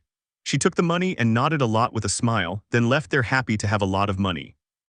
Issei stored the briefcase in his pocket dimension and left, heading to his next objective. So this is where she lived, he said to himself, looking at a modest 2-story house in one of Tokyo's many neighborhoods. Inside, she sensed 2 people, a woman and a man. She rang the doorbell because she came here in a civilized manner to cause psychological harm. At that moment, a woman attractive for her age opened the door with brown hair and a good figure. Although the wrinkles in certain parts of her face were indicative of her age, she was surprised to see a handsome young man in front of her house. "Yes, can I help you with anything?" she asked, confused. Issei looked at her neutrally and spoke. "I've come to talk to you about someone," Issei said, which only confused her more. The woman asked. "Yashida Saki," Issei said, the name that made the woman frown. "I'm sorry, but I don't know that person, so I ask you to leave," she said, showing no interest in listening. "Ah, just so you know, I wanted to be civilized," Issei said, confusing the woman as he quickly disappeared from where he was. "Huh, where?" But a hand on her shoulder and a voice made her freeze. "Let's go inside, there are things we need to talk about and I'm not asking you to," Issei said very seriously. I took the woman inside the house. She was silent and only obeyed Issei's orders. "Who was it?" asked a clearly older man, old, fat, and with no hair on the top of his head. When the man received no answer, he looked up from the television and was surprised to see his frightened wife next to a serious-looking young man. "Who the hell are you, kid?" he asked seriously, trying to intimidate Issei. "Silence, pig, rapist like you don't deserve to speak," Issei said. The man didn't know why, but he was afraid of being called that, but he didn't shut up. "Rapist? What the hell are you talking about, brat? You better respect your elders," said the old man, annoyed but scared inside. Issei ignored him and pushed the woman into an armchair. "Ah," she cried out at the rough treatment. "Hey, you little shit, leave my wife alone." The old man yelled angrily, trying to get up, but he couldn't because Issei prevented him by increasing the gravity at that point. "Og, what's happening?" he screamed, feeling an invisible force crushing him. "Now that I have you both here, let me show you something taken from the memories of a young victim back then," Issei said, pulling a disc out of thin air and approaching the DVD player on the TV. "Victim, what are you talking about?" the woman asked, looking at Issei. He didn't say anything, and after inserting the disc into the player, he turned the TV on AV and then something started playing on the screen. The first thing you saw was a young woman with black hair and glasses doing her homework in a t-shirt and underwear. "Saki," the woman said, recognizing her daughter. The old man, for his part, was sweating with fear, for he remembered that scene well. Then someone burst into the girl's room. It was the old man, who was clearly drunk. Then something happened that disgusted the woman and frightened the old man. The old man grabbed her tightly to throw her onto the bed, then climbed on top of her, restricting her movements and beginning to undress her. "Stop," the woman shouted with tears in her eyes. "Stop please," she begged, lowering her gaze and covering her face with her hands. Issei stopped the video and the disc inside the player disappeared. "Is that true?" the woman asked the chestnut-haired man, but the old man interrupted, frightened. "It's obvious it's a lie. It was Saki who took advantage of me," the old man shouted with the audacity of lying. "Oh yeah, my daughter raped me. Pathetic excuse for a shitty rapist. I should cut off your balls, squish them and give them to you to drink, you damn bastard," Issei said with clear annoyance because that guy was a vile and shameless liar. The woman began to cry. Now she knew the truth she had refused to tell her daughter. She cried because she realized she had been stupid to believe in that rapist bastard who was her husband. "It can't be Saki, my child, I'm so stupid," the woman said through tears. "Honey, don't believe him. These days everything can be done by computer," the old man shouted, approaching his wife, but he received a strong punch that knocked him to the ground with a broken nose. "Shut up, you bastard, shut up. I should have kicked you out of the damn house instead of Saki, you damn rapist." And in a fury, she lunged at the fat man who could barely cover himself. Issei was watching everything while eating a bag of popcorn with cheese. The woman punched him in the face, kicked him in the balls, and scratched the fat man's face. To top it off, she grabbed the small table in the center and broke the fat man, who was knocked out. "Well, I've done what I wanted. I'm leaving now," Issei said, starting to leave. "Wait. You know where Saki is? Please take me to her." the woman said, grabbing the back of Issei's trench coat. Woman, your daughter hates you so much for lying that you would always be by her side. She's hated you ever since you decided to believe that fat rapist you have for a husband. She hates you for throwing her out of the house and physically assaulting her. She doesn't want anything to do with you. She even denies her last name because she hates you both. And her hatred is so great that she plans to have her child and tell him that his parents died when she was young, so it's too late to look for her. 5 years too late, Issei said as the woman collapsed while crying. No, Saki, forgive me, she said, lost in pain, because in the end her daughter hated her very much. Issei left, his work was complete, he felt satisfied and went home. I should stop by for a few things, yes, that way I can buy something for the kids, Issei said, heading towards the city center, without noticing, or rather, ignoring that they were being spied on from different distant points. These figures followed Issei, keeping their distance, although he was already aware of their presence but ignored them, considering them weak. And so ended the day for Issei, having a new resident in his mansion who would help in any way she could. End 6. 7. Universal Journey. 1 week later. And that way you can open a portal to other universes, said a hologram of Draco that Issei was looking at on the dining room table. Oh, it's simpler than I thought, said Issei, surprised at how easy it was to create portals between universes. Yes, you just have to apply the basics of a dimensional portal, and adding your power you'll have everything ready. But I warn you that at first it will take you to a random place and leave you weak regardless of the nature of your power, so don't be surprised if you end up lost. But once you get used to it everything will be fine, said Draco, and Issei understood. Well, thanks for that, I'll leave it at that, Issei said as the hologram nodded and then disappeared. Issei took the device, which was like a cylindrical platform about 8 centimeters in diameter and 6 centimeters high. Now that a week has passed since he found and saved Saki from a bad end, Issei and Rias have been checking that the last month of her pregnancy is going well. Issei, being used to giving Rias what she wanted, didn't bother to get the things Saki wanted. Although Saki told him to buy her things with the money he had collected, Issei refused since he had enough money to end hunger in various parts of the world.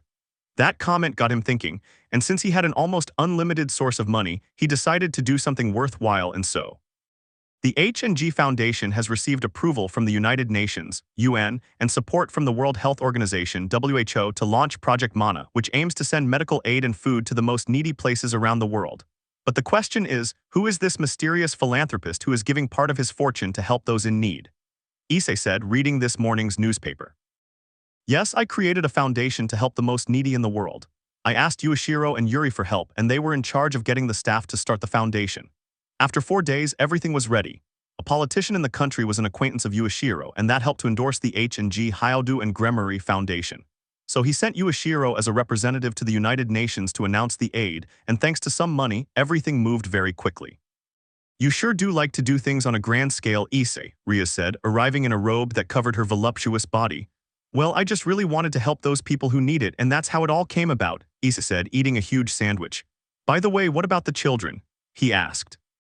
Sleeping today is Saturday, said Rias, sitting down next to Issei and taking a cup of freshly made coffee. Ah, that's right, he said, for he had forgotten. Hehe, it seems 350 years makes us forget what days it is, Rias said, amused, and Issei shared her smile. Yes, time does become relative when you live a long time, Issei said with a gentle smile, but of course it's only important when it's your birthday or the children's, he added, making Rias smile happily. And your birthday too, which you always forget, Rias said, remembering the last birthdays they had together.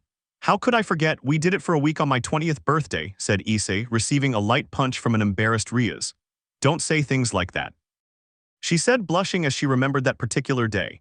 Yeah, calm down, but I can't deny that it was the most amazing first time anyone could ask for, said the brunette looking into Rias' eyes, who blushed deeply. You look cute when you blush, he said, kissing her. Babaka, she said, blushing but returning the kiss.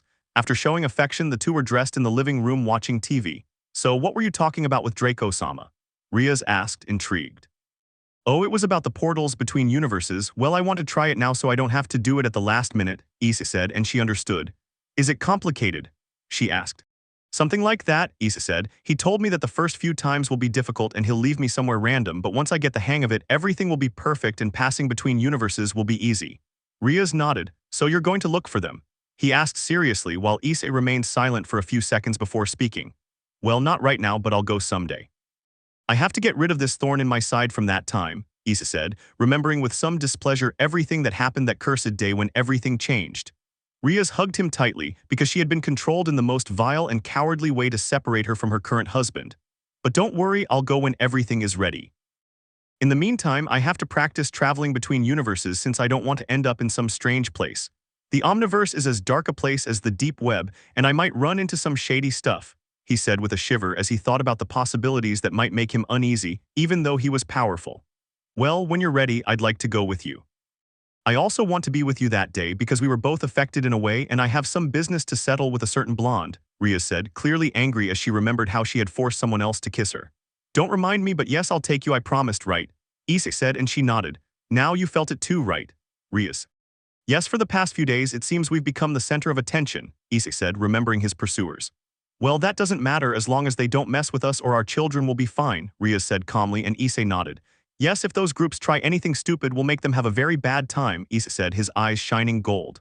They will be eliminated, Rias said, her eyes turning 2 rubies red.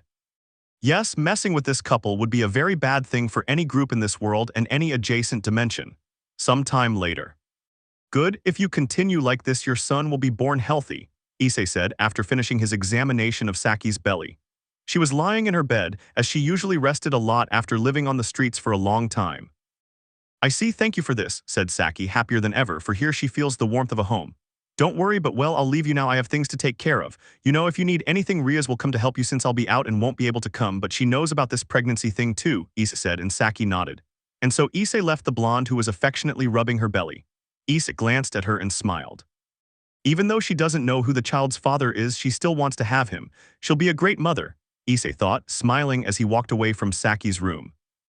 Issei arrived at the room where the children were watching a movie, while Rias had been in the kitchen with the cooks for a while, according to her, to prepare a lunch for the trip. Hello, children, Issei greeted his children who were peacefully eating bowls of cereal with milk. Good morning, Adu-san/Chan, both children greeted. Issei sat next to Mana and watched TV. They were showing an episode of Doraemon. Oh, Doraemon, this brings back memories of when I was a kid, said Issei, remembering when he saw the 21st century cat trying to solve Nobita's problems. He always thought Nobita was more pathetic than him. They watched about 5 children's programs, all of which played on Issei's nostalgia. Then Issei's favorite program came on. Yes, Dragon Ball. Both children said because ever since they arrived in this universe they had been watching Dragon Ball. Issei said nothing, although he still liked the show. Since it was his favorite, it still reminded him of that bad experience that happened in that damn shitty movie theater. But anyway, she let her children watch the program. Apparently, Goku was still a little kid. She went to the kitchen and Rias came out with a bento box that, although it looks small, has a very large space inside. Here, I did everything you like, Rias said as Issei took the small box and looked at Rias. But I still see you standing in front of me, Issei said, making Rias blush as she understood what he meant. Silly, but well, I imagine you're leaving now, Rias said, to which Issei thought for a few seconds before taking her by the waist. Honey, she asked, confused. I still have time if you know what I mean, Issei said, wiggling his eyebrows suggestively. Rias understood and blushed. But the children, she said, although the truth is that she wanted them too. Don't worry, I've already raised a space-time barrier in the kitchen, Issei said, groping Rias. Ah, she moaned as she felt Issei's expert touch. He's always had good hands for massage and other things. I'm going to leave you in a wheelchair, my dear Rias, Issei whispered into the redhead's ear before biting her earlobe. Ah. She moaned louder when she felt the brunette slip his hand under her skirt and panties. Issei, she moaned her man's name. Rias, my dear Rias, said Issei, fondling the redhead even more, who could only moan because Issei already knew all her weak spots. I'm going to enjoy this, more than you can imagine, and so the two of them entered into a task that lasted for hours while seconds passed outside the barrier. Some time later. Good children, I'm leaving now, behave yourselves and I'll bring you presents, said Issei, crouching down to his children's level. Of course, Daddy will behave, right, Mana? X said to his little sister, who nodded happily. Yes, Oni-chan will behave, she said, smiling. Hehe, I know you're good children, said Issei, hugging his children who happily reciprocate. Rias was standing, smiling too happily after those hours where they beat her senseless. She was standing thanks to healing magic, although she was plumper than a turkey at Christmas. Possibly if things continued like this she would have their 3rd child. Well, I'm going now, I'll come back in a few days, Issei said to Rias, who approached and kissed him. Be careful, darling, she pleaded, clearly worried because what Issei was about to do was not something so normal. Yes, I'll banish the urge to be stupid, Issei said, making Rias smile. By the way, whatever you need, don't hold back, he said seriously, and she understood. Yes, I'll delete them if they do something stupid, Rias said seriously.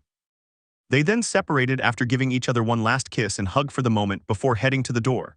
Now then, see you later, family, Issei said, waving goodbye. See you later, Adu-san/Chan, said both children, bidding farewell to their father. See you soon, love, Rias said, smiling.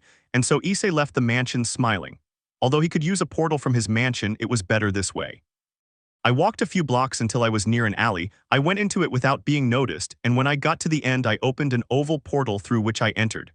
Thus he arrived at the dimension where he spent many years with Rias. Seeing the house he smiled at the beautiful memories. Then he levitated and flew at speeds that broke the sound barrier, causing strong gales around him. He stayed like that for about 20 seconds and reached a rocky plain where there was nothing. He stood on the ground and created an oval portal.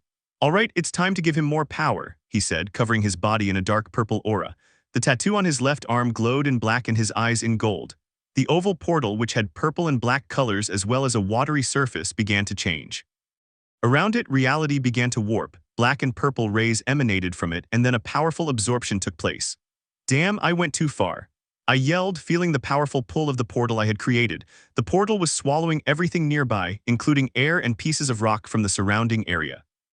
"Well, I'd better go in before this dimension gets completely blocked," Issei said, approaching the portal since he was immune to all types of gravity. Finally, he entered the portal, which had a strong sealed closure that looked more like an atomic bomb as it severely damaged the area where it stood. Issei could only see himself falling in a multicolored spiral. Red, green, yellow, blue, purple, and black, those were the colors that flashed before his eyes. She knew it was okay when she saw those colors. Now she waited to see where the other side of the portal opened.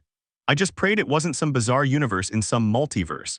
I wouldn't be prepared for that kind of thing since I can barely stand to see dismembered bodies or weird stuff. Finally, he saw the light at the end of the tunnel and sighed. "Okay, let's do this," he said, being enveloped in a bright light before disappearing from that multicolored whirlwind. Thus began a small journey in his first visited universe. What awaited the chestnut-haired boy? Well, that will be answered later. End 7. Chapter 8. In some universe, everything was going as it normally should. The universe in question featured a period similar to the medieval age, with castles, small villages, and so on, lacking any kind of advanced technology. A beautiful place to live, but then in a place far from civilization on top of a mountain, a spiral-shaped portal opened. This ejected many pieces of rock along with strong wind currents.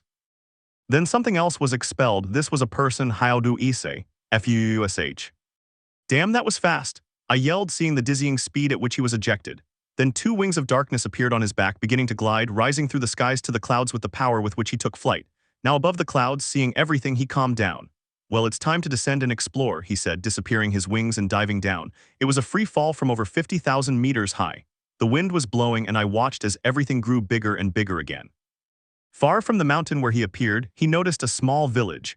So as he fell, he remembered clothes from Issei anime and changed his clothes. While still in black, his suit was like seeing Van Helsing's clothes but without the hat. Before hitting the ground, Issei spun around and fell gently after reducing his gravity. "Okay, it's time to explore this place," he said, starting to descend the mountain. As he walked, all the animals that were supposed to be aggressive moved away from him because their instincts told them that Issei was something dangerous. After about 15 minutes on foot, he arrived at the village, which was one of those typical rural villages portrayed in medieval-type series. At the entrance, I noticed 2 guards sitting in wooden chairs. When they saw Issei, they stood up and went to him. "Excuse me, but what brings you to the village?" one of the guards asked. Issei understood that it was possibly something to avoid problems. "I'm just passing through because I got lost in the mountains while hunting and ended up here," said Issei, pretending to be clueless. "Well, we'll need you to pay the entrance fee. It's government policy for this kingdom," said the guard, but Issei quickly read the guard's mind and used his power to create the coins. "How much is the amount?" Issei asked. "A piece of silver," said guard number 2. "Okay, here you go," and Issei handed him a silver coin with a crown symbol. "Thank you for your cooperation. Have a good day," said guard number 1, before he and his partner went to their boarding posts. Issei ventured into the village, observing its rural and humble nature. People here and there, nothing out of the ordinary. "Well, let's see what this world has to offer," he said to himself before heading to the only bar in town. 1 month later. A month had passed since he arrived in this world, and he was slightly surprised by the things that were here.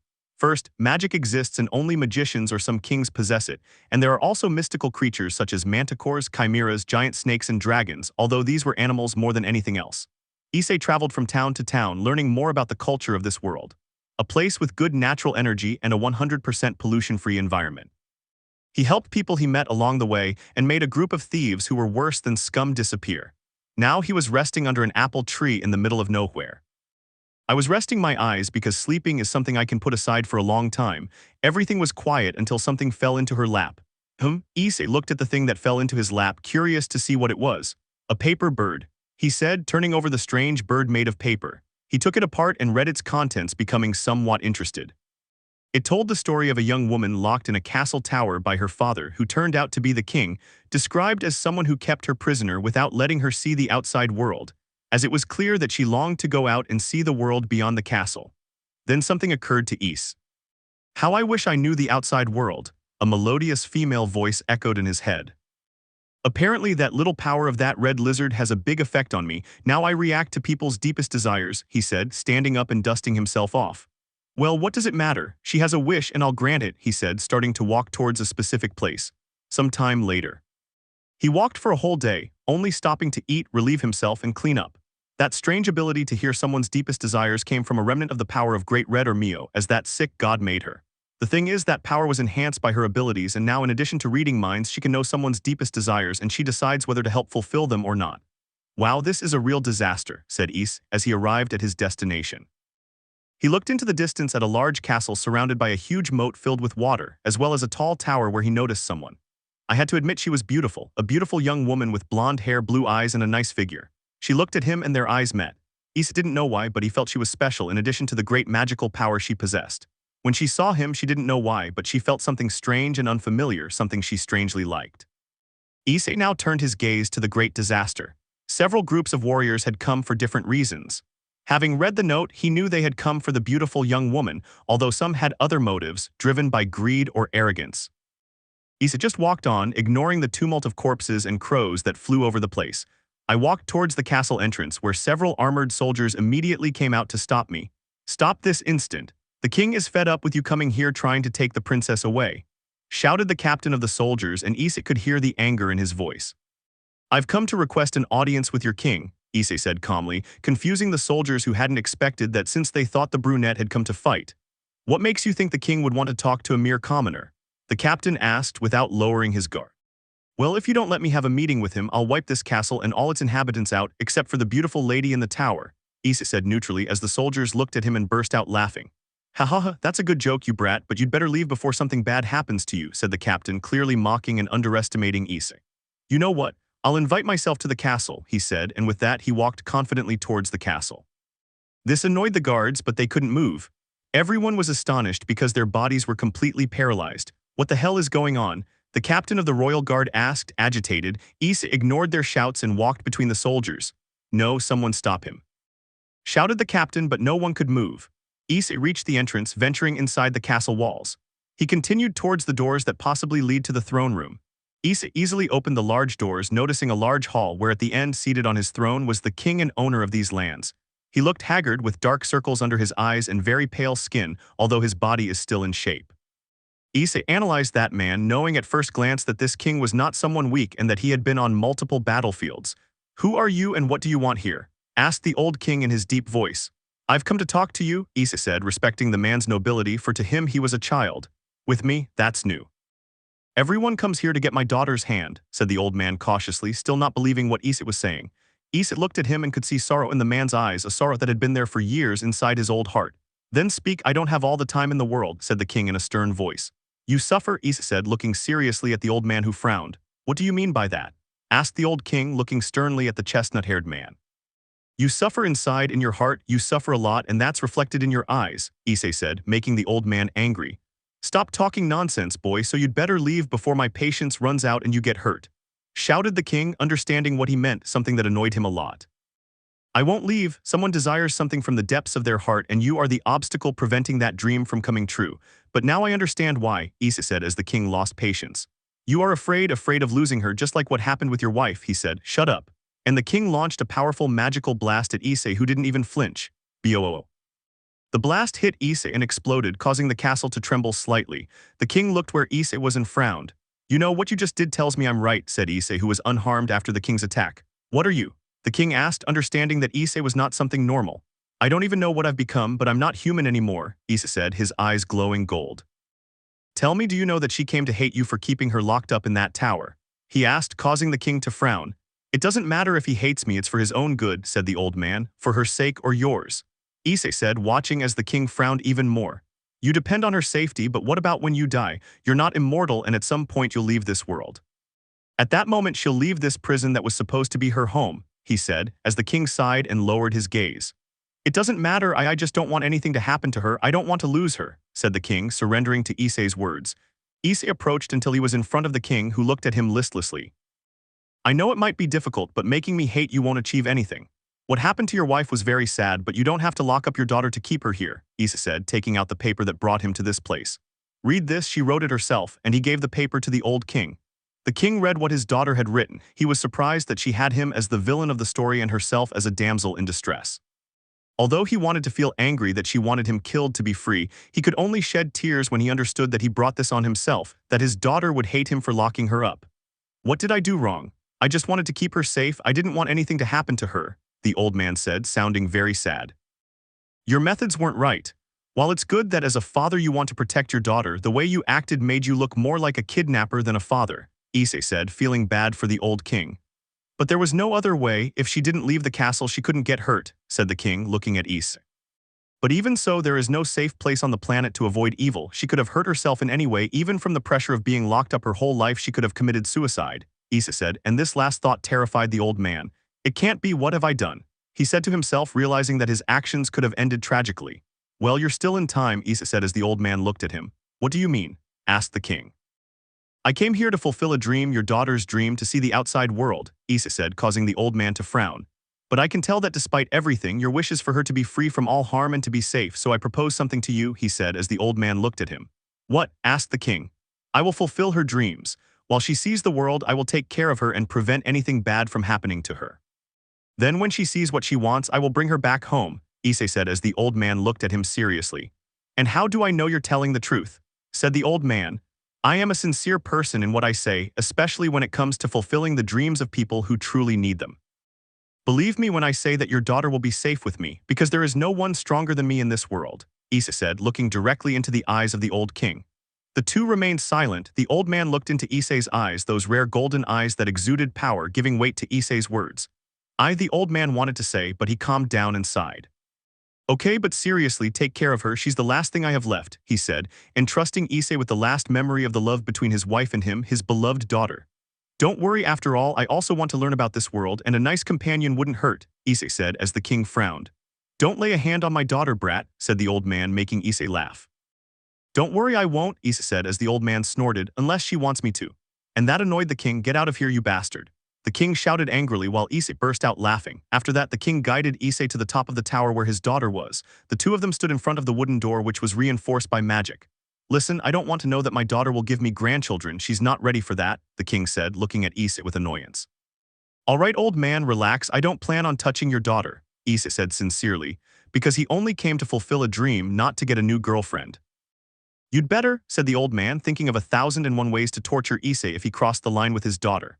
The old man opened the door and there, inside a modest room filled with various books, was the beautiful young woman with blonde hair and blue eyes looking surprised at her father next to Issei.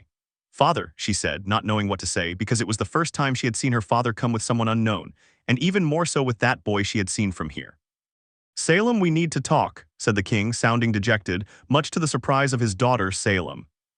Issei looked at that and didn't know it, but arriving in this universe at this time, unintentionally changed events that would lead to a possible extinction of the first humanity, and then an endless war between humans and creatures born from the darkness itself. End 8. Chapter 9. There they were, the three of them, in the room that had served as Salem's prison since his childhood.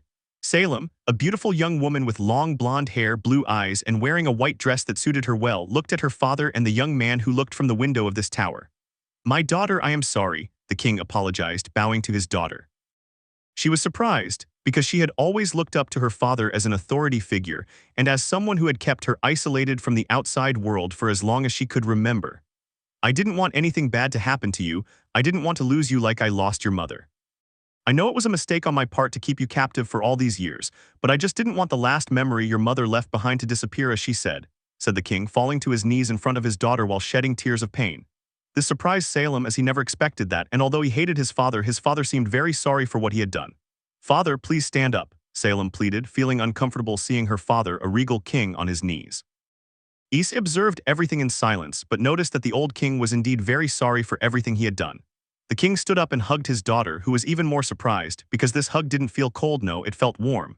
Salem, my child, I know it will be difficult for you to forgive me, but I hope that what I am about to do will make amends for everything you have suffered while locked in this tower, said the king as he separated from his confused daughter.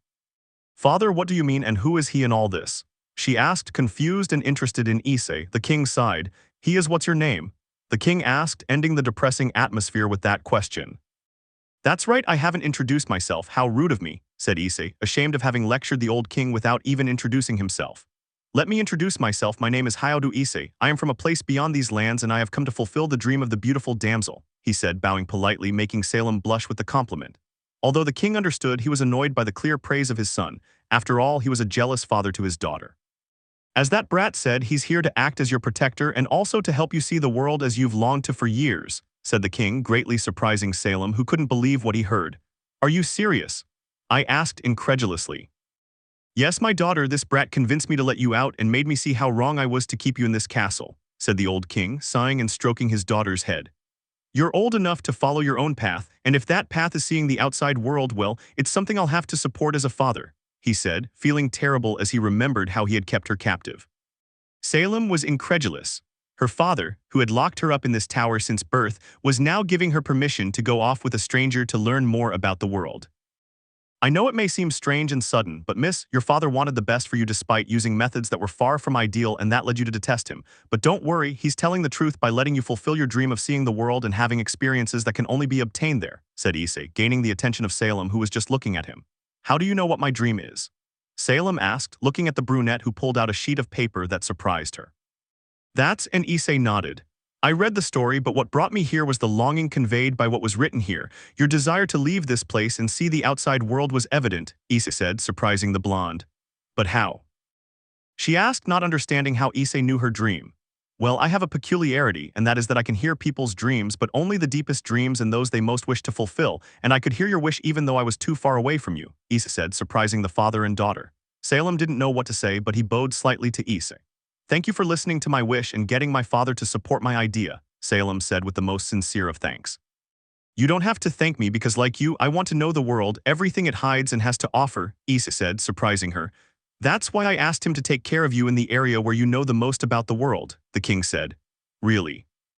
Salem said, surprised, and her father nodded.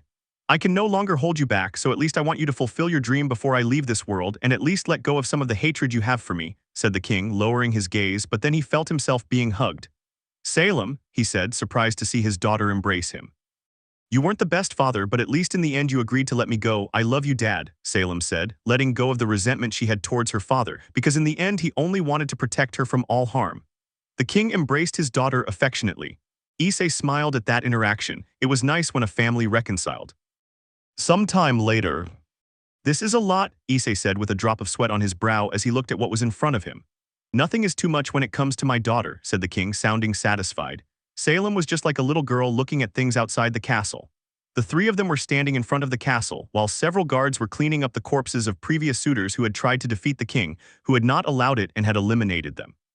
What had Issei like this, however, was an elegant carriage that had connected a cart full of money, jewels and Salem's clothes along with supplies, in addition to being pulled by 4 purebred horses that were ripped. Ah, whatever, Issei said, understanding that in the end the old king would give his daughter luxuries. Salem approached, fascinated by the horses. Daughter, the king spoke, drawing Salem's attention. It's still hard for me to let you go, but you have to move on, so please, while this brat is with you, listen to him. I know this brat will take care of you because he's stronger than me, he said, surprising his daughter. She looked at Issei, who was eating a strange golden apple and watching as the soldiers threw the bodies into a huge bonfire. Yes, father, I will follow everything Issei tells me, Salem said, smiling happily. And please don't let him take advantage of you. He's a man after all, and you're a beautiful young woman. So when you see him overstepping, give him a good kick in the groin, the king said seriously, causing a bead of sweat to form on his daughter's face. Yes, she said, unsure of what to say. Good, said the king, feeling more relieved. After a few more minutes they said goodbye, with Salem inside the luxurious carriage and Issei driving while holding the reins of the horses. See you later, father. I'll come back when my trip is over and I'll tell you all about it. Salem shouted, bidding farewell to his father, who smiled with tears in his eyes. Goodbye, daughter, please take care and I will be eagerly awaiting that day, said the old king, smiling as he watched his daughter leave. Take care, Salem, Daddy loves you, she whispered, wiping away her tears. The old man watched as the carriage disappeared into the distance and sighed. He returned to the interior of his castle, Now with a clear mind he would better govern his kingdom and hope that his daughter would fulfill her dreams. I swear that if he touches my daughter I'll tell him what makes him a man, she said angrily, as she still does not accept that Issei is near her daughter. Issei felt dizzy in his balls and that made him feel nervous, but he put it aside when he saw Salem peeking out of the window behind him. So Sir Issei, where will we go? Salem asked, excited about her new adventure. First just call me Issei or Issei, honorifics aren't my thing, said the brunette, and she nodded. And as for the other thing, well, we'll go wherever the wind takes us, he said, and she understood. Okay, I'm counting on you and your help to fulfill my dream, Salem said, smiling happily. Of course, after all, I'm curious about this world too, Issei said, and Salem understood. So the two continued on their way to some village while Issei told her some things he had learned in the month he had been in this world. 2 months later. It's ready, said Salem, tasting a spoonful of soup he had made. Issei, I've made lunch. He called to the chestnut-haired boy. I'm coming, Issei said, wiping his hands. Issei was drawing a map of this area as that's what he's been doing since he and Salem set out to explore this world. At the moment I had drawn 7 maps of 6 kingdoms and a forest, the last one being of a path between a mountain. Issei approached the blonde who handed him a bowl of chicken soup that she had made herself. Issei sat down and picked up a spoon, being watched by Salem. Issei served the soup and felt a good taste go down his esophagus. This is good, you have improved, Salem, Issei praised, and the blonde smiled happily. Well, I've learned from the best, she said, smiling. A month has passed since she and Issei left the castle where she had lived captive since birth. They have been to many places, and Issei was amused to see Salem looking like a little girl marveling at various things. Clearly he had to keep an eye on her since she was certainly innocent even though she was intelligent, but it was good that she learned quickly and thus not fall into the deceptions that she fell into because of her trust. Another thing he noticed about her was that she was very adept at elemental magic, having inherited the magical gifts of her father and mother. The old king possessed a strong dark magic that Issei could say was powerful for this world. Issei has taught him some magic, since he learned elemental magic of fire, ice, lightning, and wind, which he enhanced with the power of the void. Salem turned out to be very intelligent and learned a lot, although he also learned from books they bought in magic shops. In summary, it was a good month where Salem was happy to be free for the first time in his life. So what's our next stop? Salem asked. Issei started to think when he remembered something. Let's go mining, Issei said as she looked at him curiously. In the last village, I heard about mines where they extract that strange mineral with magical properties that they use to make weapons, he said, remembering a blacksmith who told him about that mineral. Oh, according to what I read, it's called dust. Nobody knows its origin, but its properties vary depending on its color, said Salem, recalling an old-looking book he had read 2 towns ago. Dust? Well, tomorrow we'll go look for an uninhabited mine to see what I can find. I want to see what I can do with that mineral, said Issei, and she nodded. Thus the two spent the rest of the year camping, with Issei watching Salem write with a smile in a diary she bought after starting her adventure. The next day. Well, if it's a mine, said Issei, emerging from a huge curve located at the foot of a massive mountain. So will we both go or just you? Salem asked, worried about things. I'll go first, then I'll come back for you. What do you think? Issei asked, and she nodded. Okay, I'll be right back, she said, going back into the cave. Come back for lunch. Salem shouted. Issei ventured in until he reached a forked path, took the left side and went deeper into the depths. A natural mine, although rare, does exist, and this is proof of it, in addition to the fact that thanks to the rocky structure of the cave it was almost impossible for it to collapse, although it doesn't really care if it collapses since it could survive even the impact of a meteorite. Ahoy ahoy, I'm going to work, sang Issei dressed as a miner, complete with his diamond pickaxe XD. Issei walked for a few minutes until he glimpsed what looked like shiny rocks in the distance. He arrived and looked at different colored rocks, red, yellow, blue, purple, and green. Issei sensed the elemental properties of each one, the purple ones being of gravity. Issei tried to score a red card and... Bo! This one exploded loudly. Issei quickly covered the other red ones with magic, preventing a chain reaction explosion. Okay, don't pick the red ones, he said, setting the red ones aside. He went to pick a yellow card. BTZZZZZZ. Damn, what did I expect? He said to himself, crossing off the yellow ones. He kept chipping away until he got tired. He wanted to feel the experience, but this mineral was tough, so he made the super skip. He quickly used his magic to create black holes, changing them into wormholes, which were small, and slowly pulled out each colored stone. I spent about 2 hours like that, looking at a pile of those stones stacked up to one side. I think I went too far. Oh well, never mind, I'd better go now, he said, storing all the stones in his storage dimension. He teleported almost to the entrance and walked out carrying a handful of those stones with him. Issei, just in time. Come on, you must be tired, said Salem, welcoming the brunette like a wife waiting for her husband after a long day at work. Issei was surprised by that, but he let himself be carried away by the feeling. Being with Salem was relaxing. End 9. 10 Farewell and Failures. Faraga, Salem shouted, her hand outstretched in front of her, as a powerful sphere of fire was projected and shot towards a huge rock. Boom. The rock was destroyed in seconds, and a long trail of destruction was left behind, as there was a lot of fire on the ground. Wow, that was a good thing, Issei said from behind Salem after seeing the magic attack she had shown him. Another month has passed, and now they were in the southern part of the continent where they are. They have traveled through more towns and kingdoms, learning some things about the customs of different places. Clearly, Issei has taken it upon himself to keep Salem away from all harm, because being a beautiful lady, several idiots have tried to take advantage of her, although she has also managed to damage the integrity of every idiot who wants to defile her. At the rate you're going, you'll surpass your father in terms of power, Issei said, crossing his arms. Salem felt proud when she heard that. But you must train hard because your father, although old, has amazing magical power, Issei said, and she calmed down. I understand, I'll do my best then, Salem said with determination. Issei smiled at that. Just then his cell phone rang, and when he looked surprised, it was Rias. Salem looked curiously at the artifact in Issei's hand. Hello, Issei replied. Love, I was calling to tell you that Saki's child will be born in about a week, said Rias from the other universe, since Draco gave them a cell phone to stay in touch no matter where they were. Draconian Magic XD. Really? Well, just to be sure, how long has it been since I left? Issei asked. Well, 2 weeks or so. Why, how long have you been there? Rias asked. 2 months, Issei said. Oh, a different chronological difference from this universe. Interesting, Rias said, and Issei understood. Well, I'll calculate the time and return before Saki's child is born, okay? Issei said, and Salem, who was listening to everything, felt a strange emptiness upon hearing him say that. Okay, I'll wait for you here, Rias would say, sounding happy. Then, Aka-chan, who are you talking to? Mana's voice was heard, making Issei smile. With Adosen, do you want to talk to him? Rias asked. Yes, came the girl's enthusiastic response. Hello, Ado-chan, she asked. Yes, my child, it's me. How are you? Issei asked with a smile that you could hardly wipe off his face. Great, when are you coming back? Mana asked. Soon, darling, Dad will be back soon, Issei said, greatly surprising Salem, who couldn't believe what she was hearing.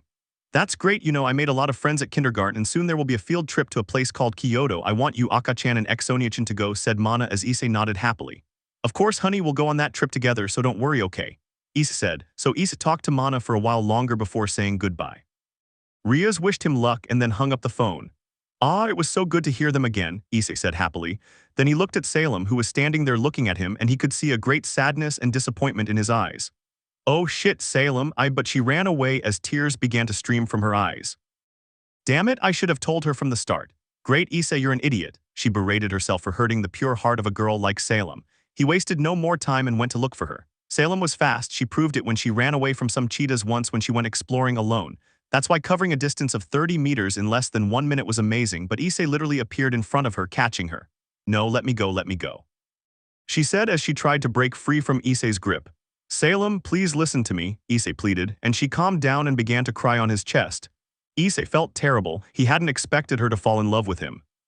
He thought that, being a first-timer in the world outside the castle where she had been confined, she would become interested in things other than love.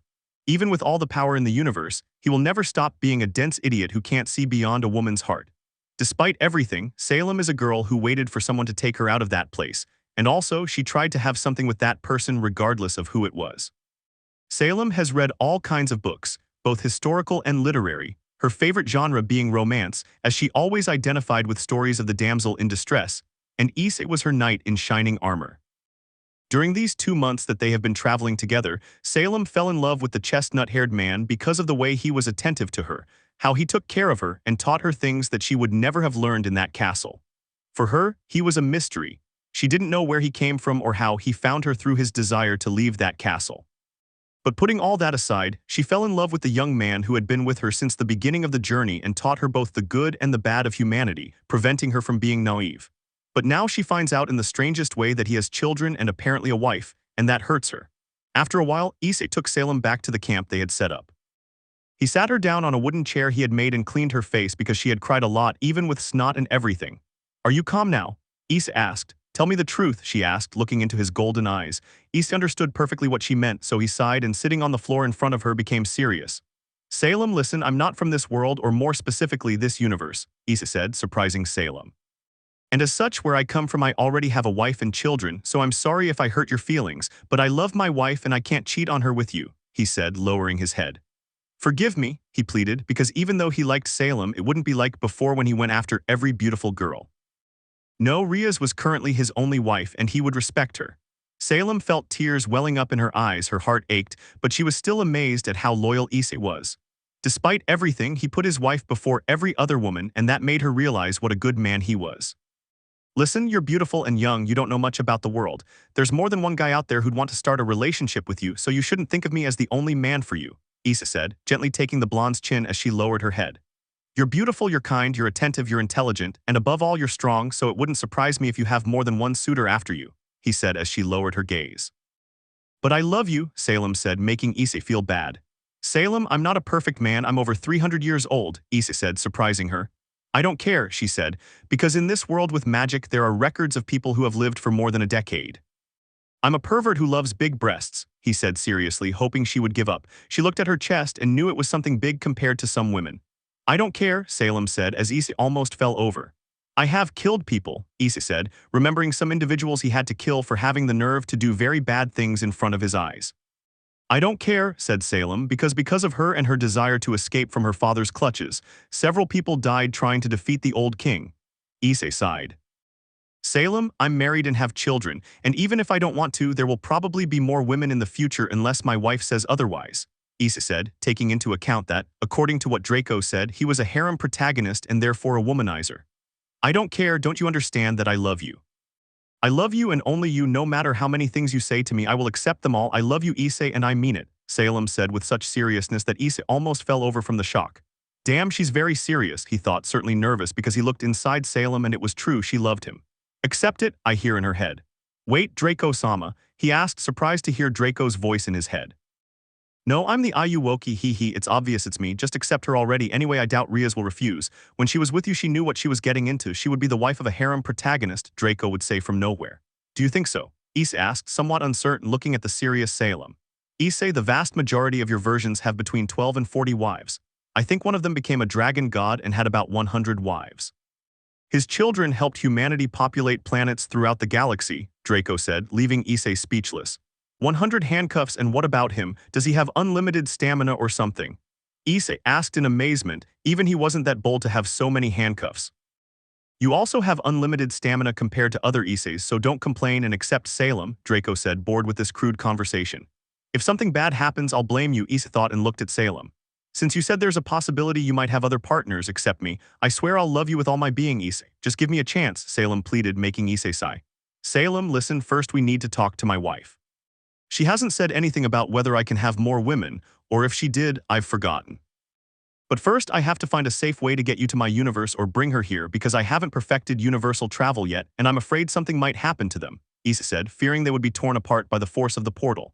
It would be horrible for him to see Rias and his children die like that. Salem, though happy, looked in surprise at the fear in Issei's eyes. Is traveling between universes really that dangerous? She asked, worried. When you're a rookie, yes, you enter a kind of super tornado that could destroy your body if it's not resistant enough. And it throws you off at incredible speeds in a random place, Issei explained, making Salem somewhat afraid of that. That's why I need to practice more with universal portals so I can travel freely between universes, he finished, making her sigh. Does that mean you'll have to leave me? She asked, and Issei nodded. Unfortunately, yes, I can't risk you doing something you're not used to. I need to gain experience in this so I can travel freely between universes without any dangerous side effects, Issei said, affectionately caressing Salem's cheek, which made her blush. I hope you understand, he said, and she nodded. Then they sat together in a chair that Issei transformed from a piece of wood. She was sitting on Issei's lap and he simply hugged her around the waist. So you have to go back to your world? Salem asked, sounding sad. Yes, I've spent a lot of time away from my family, Issei said, but noticing Salem's sadness, he hugged her tighter. You don't have to be like this. Once I learn how to transport people to other universes, I'll be able to take you to mine. You made it very clear these past few months that you didn't want to go back to your father, he said, remembering how happy she seemed traveling the world. Yes, as much as I did that for my own good, I don't want to go back. I feel happy being here, free and exploring. Besides, being by your side is more rewarding than being locked up in that tower, Salem said, smiling and letting Issei hug her, feeling that warmth she liked so much. Well, I can't force you to do something you don't want to do, it's your decision and I respect it, Issei said as Salem smiled. After that, the day passed normally. 2 days later. Well, it's time, Issei said, looking at a sad Salem. They had both left the previous place and were now in a beautiful clearing by a lake where Issei made a house for Salem since she said she would wait if he returned. It's still hard for me to know that you're leaving, she said, looking down, but Issei stroked her head. I already told you I'll come back and take you with me, Issei said, smiling warmly. Salem simply gave her one last hug and surprisingly a soft kiss on the lips. Issei was surprised and she smiled. Later, Issei, Salem said, smiling as she gave her first kiss to the man she came to love. Issei sighed and smiled. Yes, see you, and with that I levitated away to a clear place. Salem only saw Issei's figure disappear into the blue sky, sighed and lowered his gaze. I hope to see you again soon, Issei, she whispered, hoping that Issei hadn't lied to her. The chestnut tree flew in search of a rocky moor, finding it after flying about 200 kilometers on a continent far from the mainland. The continent had a strange dragon shape. He descended onto a mountain while standing on a plain. Well, it's time to go home, I hope, he said, starting to create the portal to try to return to his family. The normal portal was created, and then energy from the void was infused into it to create the universal portal. Okay, Issei, don't screw this up please, he said, controlling the ugly, empty power to avoid another accident. The portal began to change, changing from black to dark purple. It only released rays that destroyed nearby rocks. Damn, I still need to practice this properly, Issei said, looking at the portal he had created. Anyway, I'm coming home, and he stepped into the portal which closed behind him. Issei left that universe for a while, leaving someone to wait for him for as long as necessary. Alright, let's surprise Issei, Draco said, appearing out of nowhere. He would reappear in front of the house that Issei made for Salem, looking through the window at the aforementioned reading a magic book in the small room. How will he react when he sees Salem in his strongest form? Meh, anyway, it's the only way I can accompany him in the future, Draco said, proceeding to knock on the door. Shortly afterwards, Salem opened the door looking puzzled at the redhead. Do you need something? She asked suspiciously. Yes, I am an acquaintance of Hayao Issei, and I have come to speak with you, Salem. I have come to show you something that might be shocking to you, but it will be necessary if you want to be with Issei for a long eternity, Draco said seriously. Salem looked at the orange-haired man in surprise because Issei had never mentioned anyone she knew and she didn't trust him. I understand your distrust and that's good, but seriously, Salem, I know your story, or rather a branch of your story, a future that Issei's presence prevented. Tell me, are you interested? Draco asked while Salem remained silent. Then she stepped aside to let Draco pass. I want to know what you want to tell me, Salem said, ready to activate the explosive powder trap Issei had set up. Of course, child, and believe me when I say this will give you a lot to think about, especially when you go to sleep. And with that I entered Salem's little house. She watched the redhead enter and closed the door. She didn't feel any danger, but she felt that something would change forever this day. She just hoped it wasn't anything bad. Under a night sky in an unknown place, a portal opened and something came out of it at great speeds. What emerged from the portal was Issei, who glided again to avoid crashing as he did not want to attract unwanted attention. The chestnut tree descended to the dream, taking in the place as it was on a path that crossed through some rice fields, but if anything caught its attention, it was a huge tree that could be seen in the distance. Okay, so where did I end up now? Was his question. When you're a beginner, universal travel is a big problem. End 10. 11 Issei Utsutsuki. 2 days later. Walking along a dirt road, Issei was wearing clothes from ancient Japan. He had been in this world for 2 days, and after a walk he came across a village, which was like seeing old Japan, but with that strange giant tree, it was more than obvious that he was not in Japan. So having reconfigured her clothes to be more in tune with the times, she began to investigate. He discovered that he was in a region governed by a man who, according to the locals, was kind to his people, but that they were having problems with another region because there had been fights over territories. But most importantly, the great tree was regarded as a kind of deity. They called it Shinju. Upon hearing that name, he was reminded of the Naruto multiverse. It was that tree that the Utsutsuki used to create those seeds that give them high chakra, although at the cost of the vitality of the planet where they are planted. That's how he knew where he was. Who would have thought that an accidental trip would take me to a universe related to that blonde guy? Besides, in the past, well, I wanted to have chakra and the Shinju will be a good source of it, Issei said to himself, smiling. After all, every cloud has a silver lining. I walked for what felt like hours, arriving at nightfall near the Shinju, seeing that it had grown lush and green with leaves at the bottom of a large crater. He also saw that nothing could grow there because the tree absorbed the natural energy and nearby vitality, as it was absorbing his energy, although he stopped that, leaving his energy at 0. This one's a real damn parasite, but let's look on the bright side, it already has fruit, Issei said, focusing his gaze on a strangely shaped purple fruit that was on the tip of that leafy parasitic tree. I levitated towards the top of the tree, looking at that fruit that gave off great amounts of energy. Without waiting any longer, he cut it off. What does this taste like? He wondered, looking at the purple fruit. He got down and once on the ground, looking indecisively at the fruit, finally decided to devour it, or rather absorb it, since he didn't want to have a bad taste. A black energy emanated from the palm of his hand and the chakra fruit was absorbed.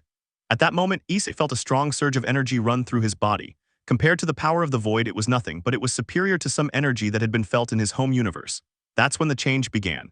Issei's hair began to turn white and grow long, reaching below his ankles and becoming silky. His skin turned pale, a pair of small horns sprouted from his forehead and his eyes burned. What a load of crap, he complained slightly, feeling his eyes like when some dust gets in them. He couldn't see it, but his eyes, once golden pupils, were now golden with 3 circles and 2 magatamas in each ring. I create a mirror and look at her new appearance. Wow, that's quite a change, he said, looking at his new appearance. So this would be the Rin Sharingan. Wow, how interesting, he said, looking at his eyes, which had changed a lot. Now he truly resembled an Utsutsuki and would remain so until his body adapted to the power the Shinju granted him. This was the downside of his power adaptability. It tended to take a while depending on the level of power consumed, and the Shinju's power was equivalent to a quarter of the planet's vitality. Well, what do I do while I wait for the power to adjust? He said to himself, standing in the same place. After a few minutes, he sighed and levitated out of the crater. The Shinju was interesting, but he would have to figure out how to get it out of there without damaging it. He would take it to his dimension, which had enormous vitality, one could even say infinite, being Draco's creation. There he would farm chakra fruits to store them. Perhaps he would give them to some variants of other protagonists who needed them. Well, now to build a little house, I'm already too lazy to walk around this whole place like an idiot, said Issei, levitating and looking for a place to build a temporary home. Although he didn't notice because he was engrossed in his own things, a man looked at him. The subject was surprised and scared, as it was obviously normal to be scared when you see someone levitating. The man was a farmer who was taking supplies to a village to sell. I'm urging my horses on quickly because a big rumor is about to spread throughout this territory. 4 days later. Chakra is a very interesting thing, Issei said, looking at a Rasengan in the palm of his hand. It didn't take him long to learn the jutsu created by Usura Utsutsuki, as it was supposedly the ability to mold chakra and control its flow, managing to create the famous celestial sphere. Okay, let's try with more chakra, Issei said, proceeding to do as he said. The Rasengan grew exponentially, becoming the size of a basketball. By giving it more chakra, it grew even larger, and in the end, he easily created a massive Rasengan. This is easy, isn't it? Or is it because I've spent 50 years training to control the power of the void? Well, now for the next step, to combine chakra nature with the Rasengan, he said, shrinking the Rasengan back to its initial size. He watched a lot of the Uzumaki they brought that time. They're training to add wind release chakra to the Rasengan, creating the Rasen Shuriken, which was very devastating. Issei had spent a whole day training in chakra control, gaining access to all 5 chakra natures thanks to the Shinju fruit which contained them. Katen, Suten, Reiten, Futon, and Daten. He also learned about the sub-elements born from the fusion of compatible elements or from bloodlines. Issei's understanding was quick, because one of his teachers was someone who helped him make his brain work fast so he could understand all kinds of things quickly. Issei first did the basics, imbuing Futon to create a small Rasen Shuriken which he threw against some rocks. The explosion was large and the resulting wind was just as big. The rocks were easily pulverized. Okay now Katen, he would say, literally creating a spiral of fire. This is dangerous for a normal human, but not for me. He would then quickly launch the fire Rasengan, which turned into a fiery tornado that burned several meters before exploding into a fire tornado. Provo Suten, but he got completely wet and gave up, although he could create a kind of whirlpool in the water. Then Reiten continued. But the lightning was annoying, although it worked since it created a whirlwind of lightning, but he won't do it again because of how annoying it is to have lightning spinning in front of his face. Daten was useless because the earth turned to dust and became dirty, so he was left alone with Futon and Katen. After that he sat on the ground in a meditative position. He wanted to try Senjutsu. He closed his eyes and concentrated. While the concept of Senjutsu between their universe and that of Naruto were similar, they differed in many points, since one was to manipulate vitality and learn to use Tauki better. The other absorbed natural energy or natural chakra that comes from nature itself to add it to the user. Issei began to feel natural energy entering him. Unlike the Senjutsu of his world that attracted everything along with impurities, this one only attracted natural chakra. He concentrated and relaxed, for meditation was his training to calm the intense thirst for revenge he kept deep in his heart.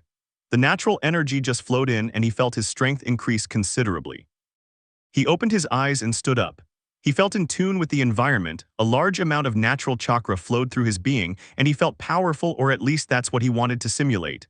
The power of the void is far superior to this, Issei said, feeling disappointed. The only redeeming feature of all this was the Rin Sharingan and the high chakra reserves he now possessed along with its natures, but the power of the void far surpassed the chakra, as it was the void's own power that adapted the chakra to his body. Well, I think I'm close to having the power of the chakra fruit under control, so I can finally figure out how to leave here since I don't want to miss the birth of Saki's child, Issei said, going inside the hut he had made because he was hungry. Hours later. It was night 11:50 p.m. to be exact. Issei was outside the hut looking up at the sky in the direction of the Shinju.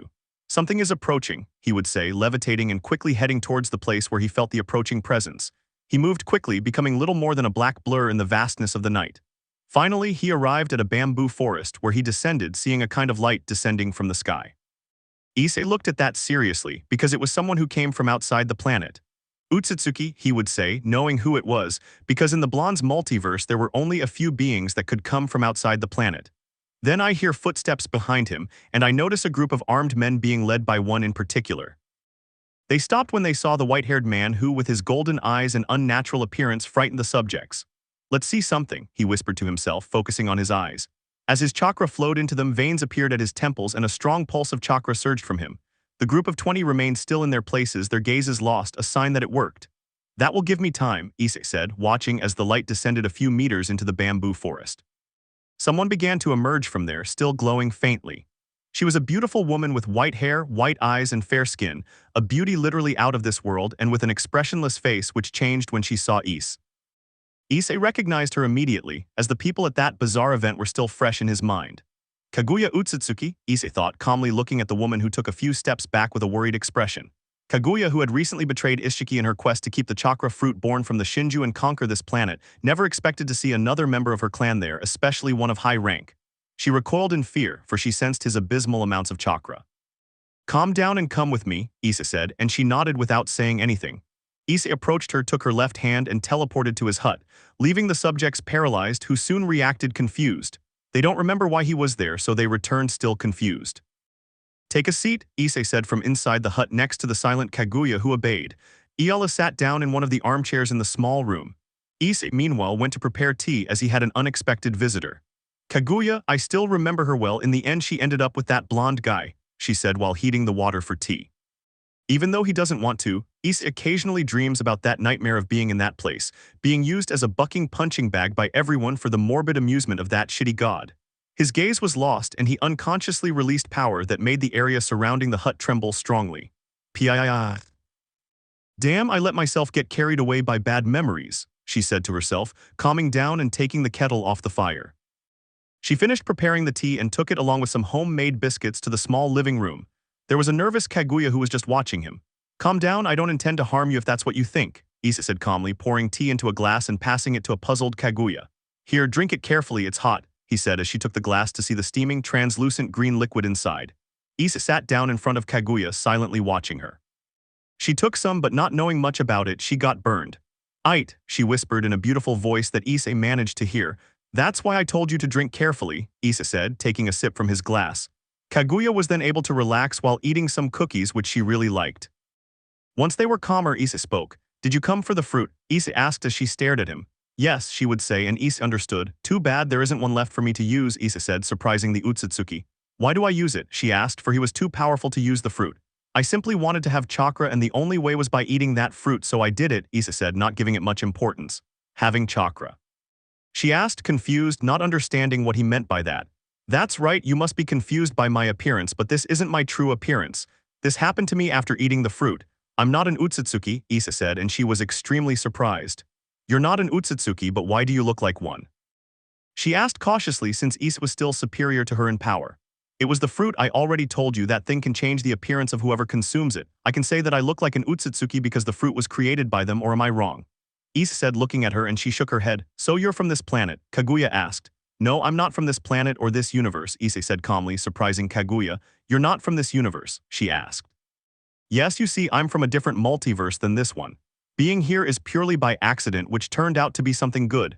I came here because I'm practicing traveling between universes, so don't take it too seriously, Issei said, while she just stared at him. Then they fell into a very uncomfortable silence for the woman because Issei cared little or nothing. By the way, could you help me with these eyes? Issei asked, pointing to the Rin Sharingan. Yes, it's something from my clan, she would say, because without the fruit she could do nothing but follow Issei's orders even if Issei didn't know what she was thinking. Well, tomorrow I want you to teach me how to use these eyes since I have no idea what to do with them, Issei said, standing up. Anyway, come on, I'll take you to a room so you can sleep, he said, and she followed him silently. Kaguya only looked at Issei's back. His hair, which was supposed to be long, was cut to his shoulders, and she could see Issei's enormous power, although in truth she could only detect his chakra, because if she saw the power of the void she would be scared. Alright, this will be your room, Issei said, opening a door to reveal a room with the essentials, a bed that looked very comfortable, a rocking chair, and a wardrobe. Rest, and if you need anything, my room is over there, he said, pointing to a door a few meters away. Kaguya nodded and entered the room. Have a good night, Issei said, leaving the woman alone. Once Kaguya was alone, she sat on the bed and continued watching Issei's energy signature from a few meters away. Who are you really? He wondered without looking towards Issei's room. Without knowing it, she would meet someone who would change her life and the life of this world. End 11. 12 Return and Yashida Yuki. 5 days later. You learn very quickly, Kaguya said, watching in surprise as Issei used powers that only the Utsutsuki could possess. Well, you teach well, Issei would say, using Banshu Tenin with some stones. Since Kaguya met Issei 5 days ago, she never expected to be able to communicate with him so much. It only took him 3 days to get her speaking normally, something that even surprised her. Besides, she turned out to be very kind despite being stronger than her, as she was used to being treated as inferior by the superiors of her clan, so much so that she was going to be a sacrifice for the Shinju on his orders. She agreed to help Issei with the Rin sharing in out of fear, as she thought of Issei as someone who, being strong, would demand many things from her, but he turned out to be the complete opposite. She was also surprised that in just 2 days of training he had quickly learned what she taught him about the Rin sharing in. Issei mastered 3 of the paths, with the Deva path being the one he uses most often. He also developed Ameno Chikara, though he doesn't use it because he can already do something similar using the laws of the void. He could also use Limbo, but it only manifests 5 clones with chakra, not void power. Finally, he can open dimensional rifts through the manipulation of spacetime, which would help him stabilize universal portals. Last but not least, he possesses Banbatsu So's creation of all things, which originated from one of the concepts of void power, existence conversion. This power literally creates anything from nothing, as the jutsu itself is born from using yin and yang chakra to create something from nothing. That is why he now possesses Gyudaodamas along with a Gadaodama sword. Issei was the most powerful being with chakra in this universe, if we take away his use of the void power and the powerful magic he wields. Kaguya was more than surprised by that, since not even the Utsutsuki who have devoured so many chakra fruits have gotten so far, and Issei, without being from the clan and having only ingested 1 fruit, quickly reached a very high level. Well, now comes how to get the Shinju, Issei said, surprising Kaguya. Take the Shinju with you, where would you take it if you could? She asked, not understanding how Issei would manage such a thing. Well, I plan to take him to a pocket dimension that I received as a wedding gift. There's more energy there than this planet possesses. I'd say it's almost infinite, and various chakra fruits could easily grow there, Issei said, surprising Kaguya. An artificial dimension with such conditions, who gave it to you? Kaguya asked in surprise. That would be me, Draco said, appearing in a formal suit that made him look attractive. Draco-sama, Issei shouted, looking at the man. Hey Issei, I see you've changed a lot, you're in a little Martian outfit, Draco said, ignoring a super surprised Kaguya. When did he appear? Kaguya thought, surprised, especially since she didn't sense any power coming from him. Oh well, I forgot that I had already adapted the Shinju's chakra to my system, Issei said, turning into a dark mist before returning to his original form. Even though I look more handsome, I feel more comfortable being myself in appearance, he said with a sigh. By the way, why are you here? He asked, looking at Draco. Well, I'm here for you because that girl Saki is about to give birth and you're more lost than Zoro with GPS, so I'll take you back home, Draco said, surprising Issei. That's right, Saki's son. Issei shouted, surprised to have forgotten something so important. Yes, well, let's hurry up, I was about to go see a play that my granddaughter was going to give, Draco said, somewhat annoyed. I'm sorry, really, it's just that traveling between universes is difficult for me, Issei apologized as Draco sighed. Anyway, you can keep practicing later, he said, creating a rectangular portal, then looked at Kaguya. And her? He asked the brunette. That's right, you probably already know her, but she's helped me learn about my new powers, Issei said, looking at Kaguya who approached the brunette. Well, Kaguya, I think this will be a temporary goodbye if I ever return, he said, smiling. When Kaguya saw him and knew he was leaving, something inside her didn't want that and she clung to the sleeve of the kimono he was wearing. What's wrong? Issei asked. Don't leave me, please, she pleaded, surprising Issei. Take her with you, she won't let you even if you want to, Draco would say to the brunette. Issei put a complicated expression on his face but sighed. Let's go then, Issei said, accepting, which made the Utsutsuki girl smile slightly. Okay, go through the portal, I'll leave the Shinju for you in the pocket dimension, Draco said, and Issei thanked him for it. See you soon, Draco-sama, Issei said, and Draco smiled as he said goodbye. See you later, Issei, he said, closing the portal as Issei and Kaguya passed through. Alright, now it's time to fix this universe, which means erasing the Utsutsukis, he said, summoning the Infinity Gauntlet. How wonderful it is to have the script on your side, haha, he said, smiling at. Insert clicking sound since I'm not good with onomatopoeia. Good, that's enough, he said, making the gauntlet disappear and revealing the Shinju. Now I'll take you away from here, parasitic tree, he said, approaching the tree. Universe T263888390. In the living room of Issei and Rias' mansion, a rectangular portal opened, all while X was in his pajamas drinking a glass of milk. The little boy was confused, staring at the portal. Then Issei came out, followed very closely by Kaguya, who looked around the whole place in surprise. Atu-san, X asked, looking at his father. X. Issei shouted, hugging his son who had put the glass of milk aside. Kaguya saw that, a familial interaction that was not seen in her clan and that she had never felt. Welcome, father, X said, hugging his father. I'm back, X-gun, Issei said, smiling before putting his son down. Where are your mother and Mana-chan, he asked. Akasan is sleeping with Saki-san and Mana-chan, X said, then turned his gaze to Kaguya. By the way, who is she, he asked. Oh, she's a friend I made in another universe, and thanks to Draco-sama I was able to bring her with me. She's Kaguya Utsutsuki, Issei introduced the albino girl who looked at X in silence. Nice to meet you, miss, I'm X-Hao de Gremory, the small redhead politely introduced himself to Kaguya. Nice to meet you too, she said, looking at the little boy who looked like Issei. Well, I'm going to put Kaguya in one of the guest rooms, and don't tell your mother I'm back because she probably already knows. See you later, son, Issei said, ruffling the little boy's hair, who nodded. Of course, Atu-san, X would say, taking the glass of milk and sitting down on the couch because he was going to watch cartoons. Issei guided Kaguya through the mansion's hallways while greeting the staff. Kaguya kept watching the things that passed through her field of vision, for this place was very different from anything she had seen before. Well, I don't know why you decided to come with me, but it doesn't bother me since your company is pleasant even though you don't talk much, so I'll help you learn more about the modern world so that things don't get too complicated for you, Issei said as Kaguya watched him. Thank you for letting me follow you. The truth is I would have felt alone in that world, she said, and Issei stopped and looked at her. She had her gaze lowered. Those guys from your clan are shit, right? Issei asked. We Otsutsuki are a clan that steals energy from planets across various dimensions to evolve and become stronger, but only those in the main branch do this. I, being from a lower branch, was betrothed to someone from the main branch, but it was mostly to sacrifice myself to the Shinju once the chakra future was consumed by the one who was supposed to be my fiancé, Kaguya said, looking at Issei. I was clearly upset and betrayed my fiancé to obtain the fruit for myself, but you consumed it, and I was afraid you might do something to me. That's why I helped you, since it could be beneficial to have you as an ally. But in the end you turned out to be someone who taught me things I had never felt before, one of them being the warmth of a home, she said, smiling beautifully, and Issei smiled back. Believe it or not, I knew you wanted to use me, Issei said, startling Kaguya, but the truth is I later learned that you suffered in your own way because of everything you went through. Even though I could have eliminated you, you weren't hostile and you helped me with my new powers. Kaguya looked at him. Forget everything and move on. I'll be here for you if you need anything, Kaguya, he said, smiling, and she smiled back. Thank you, Issei, she said, feeling happy for the first time in her life. No need to, well, come on, I'll leave you in your room. If you want to go to the living room or the dining room, don't hesitate to ask a servant to guide you. I have some business to attend to, Issei said, resuming his walk. With your wife, right? She asked, feeling uncomfortable with the word wife. Yes, a new member of the family is born today, Issei said, smiling, because Saki is already part of the family. Kaguya understood and simply followed Issei. I'm here, how are you? Said Issei, entering Saki's room. Seeing that Rias was already there, Salo was wearing a white coat and there was a doctor.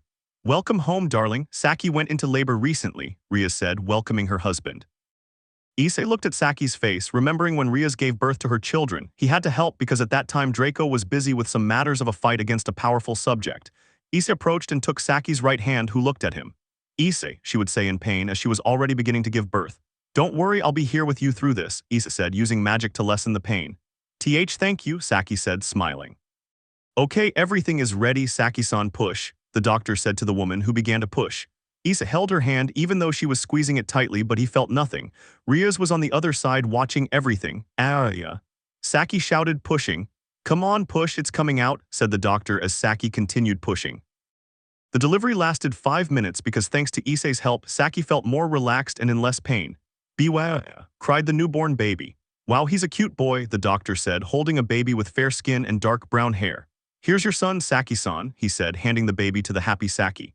Issei and Rias were standing next to the young mother, smiling as they saw that she was happy.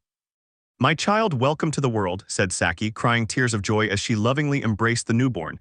And what will its name be? Rias asked. Saki looked lost and then at the baby. Yuki, she will be called Yuki, Saki said, smiling. And so a new member of the family was born, Yoshida Yuki. Hours later. So she's Kaguya Utsutsuki, Rias said, looking at the girl in question who was silent and sitting next to the couple in Issei's study. Yes, even I was surprised to meet her. After all, I ended up in that universe by accident, Issei said, sitting next to Rias. Kaguya saw the couple. She didn't know what to say or do because Issei asked her to come here. Well, Kaguya, Rias and I decided to tell you something that might surprise you more than traveling between dimensions, Issei said. What would that be? Kaguya asked, intrigued. Well, first of all, I'm Rias Hyaudu Gremory, Issei's wife. Nice to meet you, Rias introduced herself, to which Kaguya nodded. A pleasure, said Kaguya. Well, now you see, you are, to put it simply, one of the possible versions of Kaguya Utsutsuki in your multiverse, Rias would say, as Kaguya opened her eyes in surprise. Multiverse? Kaguya asked, understanding something about it. Yes, multiverse, you see, you come from a multiverse related to those of your clan, also to chakra and an era of ninjas that was born after your arrival on Earth. Clearly when you met me and I obtained the chakra fruit, well, all that changed in that universe will follow a different course than the original, Issei said, which surprised Kaguya even more. You, as such, are one of the versions of the original Kaguya Utsutsuki, who lived her life, and so, we don't know in much detail what exactly happened to her, Rias would say, since they know little or nothing about the Naruto multiverse beyond what that shitty god showed that day. Kaguya was surprised.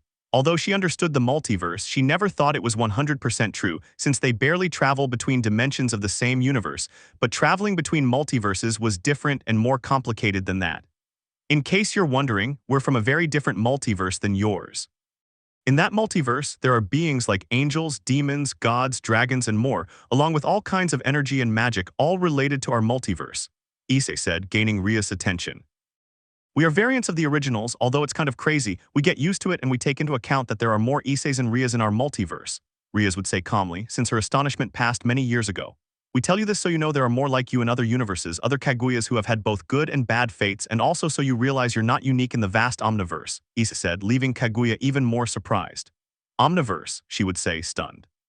True, you probably only know about the multiverse. In short, the omniverse is the set of infinite multiverses that keep expanding more and more throughout existence, something complicated but normal if you understand the basic concept, Issei would say disinterestedly. After that, they took Kaguya to the living room as it was time for a snack. X was already dressed in the room, and Mana, upon seeing her father, quickly ran to hug him. Ado-chan. Mana jumped into her father's arms, who smiled and affectionately welcomed her. Mana-chan, hello my little girl, Issei said, giving a paternal hug to the little girl who was happy. Welcome Ado-chan, he said, smiling as he kissed Issei on the cheek, who in turn kissed his head. I'm back, darling, Issei said, smiling happily. Kaguya saw that and felt strange because, as already mentioned, in her clan they are not like that even with children. Seeing Issei smile while with his family made her begin to have a warm feeling, especially when she remembered how Issei treated her in the few days they had known each other. Ado-chan, who is the one-ison? Mana asked, looking at Kaguya. She's very beautiful, she said, surprised by the Utsutsuki's beauty. Oh, she's a friend I made on my trip. Her name is Kaguya and she'll be staying with us, Issei said, introducing the woman. Oh, nice to meet you, Kaguya one-ison. I'm Mana Hyaudu Gremory. Nice to meet you. Mana introduced herself with a lovely smile that was contagious to Kaguya. It's a pleasure, little one, said Kaguya, feeling strangely happy. Well, I'll bring the tea and cake I bought for afternoon tea, Rias said, going to the kitchen. I'll help you, Issei said, leaving Mana on the ground and going to his wife. Come sit with us, Mana said, taking Kaguya's hand, who let herself be guided to an armchair by the little girl. Kaguya didn't know it, but she had achieved something she would have found very difficult to maintain in her original universe, a family that would take care of her. And so Issei broke the cycle of another universe with his presence, but that was irrelevant in the long run of Omniverse. End 12. 13. A Princess of the Prison Flame. 1 week later. Streets of Tokyo.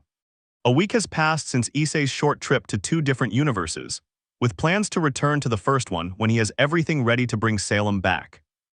Now she was with little Mana, who was wearing her kindergarten uniform because she was going to take her to class. She was happy because she liked being with her parents, and Issei letting her go to her classes made her happy. Issei was on alert as he was being watched by various presences, one being a half-demon and the other a full-fledged demon. But I ignore them because if they did something stupid, I would erase them with a Gododama or simply erase them from existence. Finally, she arrived at the kindergarten where Mana studied. Several mothers who saw Issei were surprised because it had been a while since they had seen him leave Mana, and instead they saw him with Rias. Some of them got quite an eyeful watching the young father leave his daughter, while Issei ignored them. Okay, Mana-chan, I'll come for you when you get out. Behave yourself, okay? Issei said, crouching down to his daughter's level. Hi, Adu-chan, I'll behave myself, Mana said, smiling, and Issei hugged her. I know, my child, I know, Issei said, pulling away from the hug. Well, see you later, he said, and she smiled and said goodbye before going inside the kindergarten. Excuse me, Hyaudu-san, one of the teachers said to the brunette. Yes, sensei, Issei asked. I imagine Mana-chan has already told you about the trip we're taking to Kyoto, right? The teacher asked. Yes, it's in 2 weeks, right? Issei said, and the teacher nodded. My wife, my son, and Mana will be going because she's very excited to go to Kyoto, he said, smiling and making the teacher blush. Yes, we hope so. Well, I'll leave you now. See you soon, said the blushing teacher, bidding farewell to Issei. Sure, see you later, Issei said with a friendly smile, turning around and heading home. Several women just sighed upon learning that the chestnut-haired man was married and that Rias was more beautiful than many women here. Lucky was the collective thought of all the women. A few blocks from Mana's kindergarten, Issei arrived at a seemingly empty park, sat down on a bench and sighed. Please leave, he politely asked the person who was very close to him. Ara, you're very good, a female voice would say. Emerging from behind a tree, a woman with long red hair and a very voluptuous body, noticing that her breasts were larger than Rias. So, what does a demon want with me? He asked, knowing it was the woman. She approached him with a seductive sway of her hips, but Issei was unfazed by it. She sat very close to him, but she didn't seem bothered. Well, first let me introduce myself. I am Astaroth, queen of the Firelands of Dark World, a pleasure. Astaroth introduced herself with a noble air about her. Okay, so as not to be rude, I'll introduce myself too. I'm Hyaudu Issei. The brunette introduced himself and looked at the red-haired demon. So what do you want from me? He asked. Well, you see, I'm a woman who, throughout my life, has longed to find the right partner, a man stronger than me. Issei didn't know why, but he knew where this was headed. Both in the dark world and in this world, there's no man who can stand up to me, and the only one who could give me a fight disgusts me, she said seriously, then smiled seductively at Issei, who sighed. But recently I found you a little bit. You caught my attention immediately. Your power, it's simply out of this world. You're so powerful it overwhelms me, she said in a more sexual tone, a prominent blush spreading across her face. I want to fight you. I want to get rid of this heat I've felt since I saw you and thus end my search for the one man right for me, she said ecstatically, looking at him. Come on, Hyaudu Issei, give me that fight and defeat I've longed for so long, she said, pressing herself against the brunette, who felt a little uncomfortable and pushed her away. No, I'm married and have children, he would say seriously. His former self would have accepted because she was very attractive, but now things were different and he wouldn't fall for insinuations so easily. I don't care, powerful beings like you deserve more than one woman by their side. I wouldn't mind having threesomes, foursomes, or whatever with the women you have, so come on, let's fight, Astaroth would say, lost in her desire to fight and a bit of lust too. Issei frowned. I already said no, don't bother me, Issei said, walking away from the redhead who stood up looking at him like a hex maniac. Come on, don't be like that and fight me, I want to know how strong you are, Astaroth said desperately. Issei looked at her seriously. This woman was crazy, but it was obvious that she wanted to fight him. Fine, whatever, but not here, Issei said, making her smile. So where? Astaroth asked when Issei approached her. Elsewhere, and quickly teleported them to their dimension through the use of a portal enhanced with the Rin Sharingan, leaving the women who were watching him surprised. Create portals, said a girl with short blonde hair and blue eyes, wearing a suit with brown and black colors. You need to notify the higher command immediately, said a woman with blue hair tied in a ponytail and red eyes, wearing a short white dress with a skirt. Yes, let's go quickly because we won't find him and it will be dangerous to go to his house with that woman there, said another blue-haired woman seriously, but with long, straight hair and blue-green eyes, wearing a suit like the first one but in purple. The three belong to the group of anti-demon ninjas who watch over Japan from the shadows, the Taemanin. The three of them are on a mission to keep an eye on Issei and Rias, because since they appeared, the balance of power has been thrown off, and their reasons for living in Tokyo and their origins are unknown to them. They quickly left the place, going to where they lived in Tokyo. Away from them, a woman with long pink hair, golden eyes, a mole under her lips, brown skin, and a voluptuous body, wearing a black suit that left much to the eye along with a red cape. She looked seriously at the place where Issei and Astaroth were. Black Sama must know this, she said before disappearing into shadows. Issei didn't know it, but that simple act caught the attention of two groups, one more annoying than the other. Well, you'll have an advantage here, Issei said, looking at Astaroth. The two of them were in a wasteland that resembled a lava hell. Brown earth and lava could be seen stretching for kilometers, several volcanoes were erupting, and black clouds were visible. Astaroth looked around in surprise. It reminded her of the kingdom she ruled in Dark World.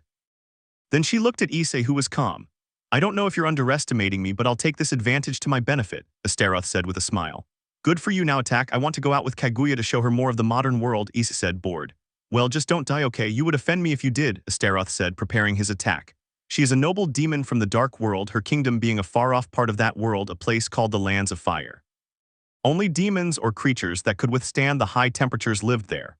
As the leader and strongest demon in the place, she possessed the ability to manipulate fire to an astonishing degree.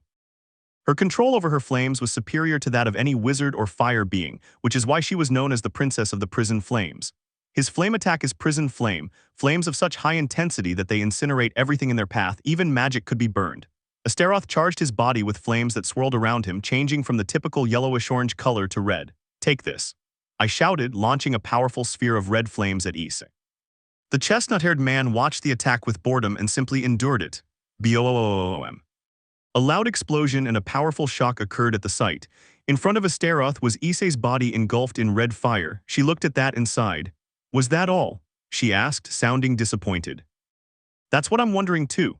This fire is barely good enough to roast slimy evils," said Issei, consuming the red fire and holding a stick with a roasted marshmallow. "But I must say it's a very powerful technique," he said, eating the marshmallow. Astaroth was in shock. Now there was no doubt Issei was someone very strong, for his flames could consume anything and burn it down to nothing but ashes, but Issei simply extinguished his fire and said that he was weak. "Well, since that seems to be your best technique, I'll teach you something my magic master taught me," Issei said, remembering a guy who told him he was a hero of a world after obtaining 4 crystals along with his companions. Issei extended his hand forward, creating a small sphere of super-concentrated fire, which changed color, going from yellowish to red, from red to blue, and finally white. This is a more powerful variant of a spell known as Faraja, an otherworldly spell that creates a fire attack so large it could easily burn down a city like New York, Issei said as the sphere grew to the size of a baseball. Astaroth was nervous. She felt the abysmal amount of power Issei was using in that attack, so much so that she thought it was overwhelming and impossible. "Now watch a power that could surpass the heat emitted by a star," Issei said, launching the fire sphere like a projectile. He quickly approached Astaroth and hugged her close to him to raise a barrier. The fireball crashed into a mountain and kaboom! As if from a super-nuclear bomb, the sphere began to expand. This caused such immense heat that the fire in the place burned out and the lava evaporated. Everything was consumed by a power similar to the explosion of a small star. Astaroth was scared, no, terrified to witness such a devastating attack. The attack continued and continued, engulfing them both, although the barrier prevented them from being affected. Everything that could be seen was white, while tremors were felt. Astaroth thought he was having a nightmare, so much so that he clung tightly to Issei. All his lust vanished at once. His heart pounded with fear and he was sweating profusely. She never thought she would see something like that, not even in her wildest nightmares. After 15 minutes it was all over, and what remained was something that left Astaroth on the verge of fainting. That entire infernal landscape was gone, only a long black wasteland remained. Everything was charred and nothing was left standing. Issei quickly teleported them to another place as he sensed Astaroth's terror. "Forgive me for that, I think I went too far," Issei apologized to the now calm woman who was looking at them. The two arrived at the dimension that Draco had given to Rias and him. Far away the Shinju could be seen as it had been left behind by Draco before he returned to his business. "No, it's fine," Astaroth denied, looking at Issei and smiling. "You showed me you're strong," he said, smiling flirtatiously. "Very strong," he added, making Issei sigh. "You won't leave me alone, will you?" Issei asked, watching her smile. "Nope, now I'll be behind you until you accept me as your woman and we can have long, passionate nights," Astaroth said, returning to his lust and cupping her flushed cheeks. "Ah, just imagining everything we'll do makes me hot and wet," she said, making Issei sigh even more.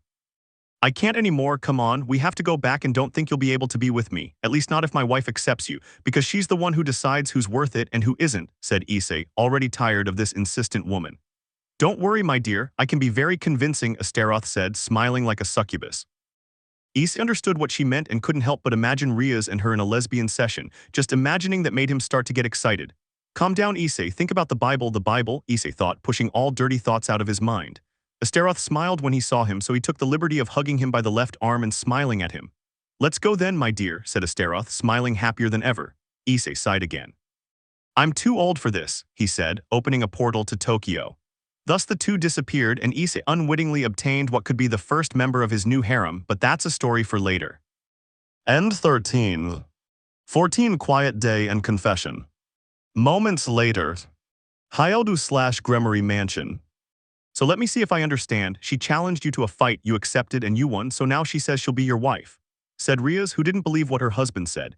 "In short, yes, that happened and now she won't leave my side. She's like a clown," said Issei, sitting next to Astaroth on an armchair, while the demon was smiling as she pressed her voluptuous figure against the side of the brunette. Rias sighed and rubbed her forehead. Although she was prepared for such a situation in the future, she didn't expect it to happen just weeks after she began living in this universe. Rias looked at Astaroth. Apparently, Issei had a thing for redheads, and that made her feel proud. Anyway, leave me alone with her for a while, we need to talk seriously about this, Rias said, looking at the other redhead who maintained her smiling expression.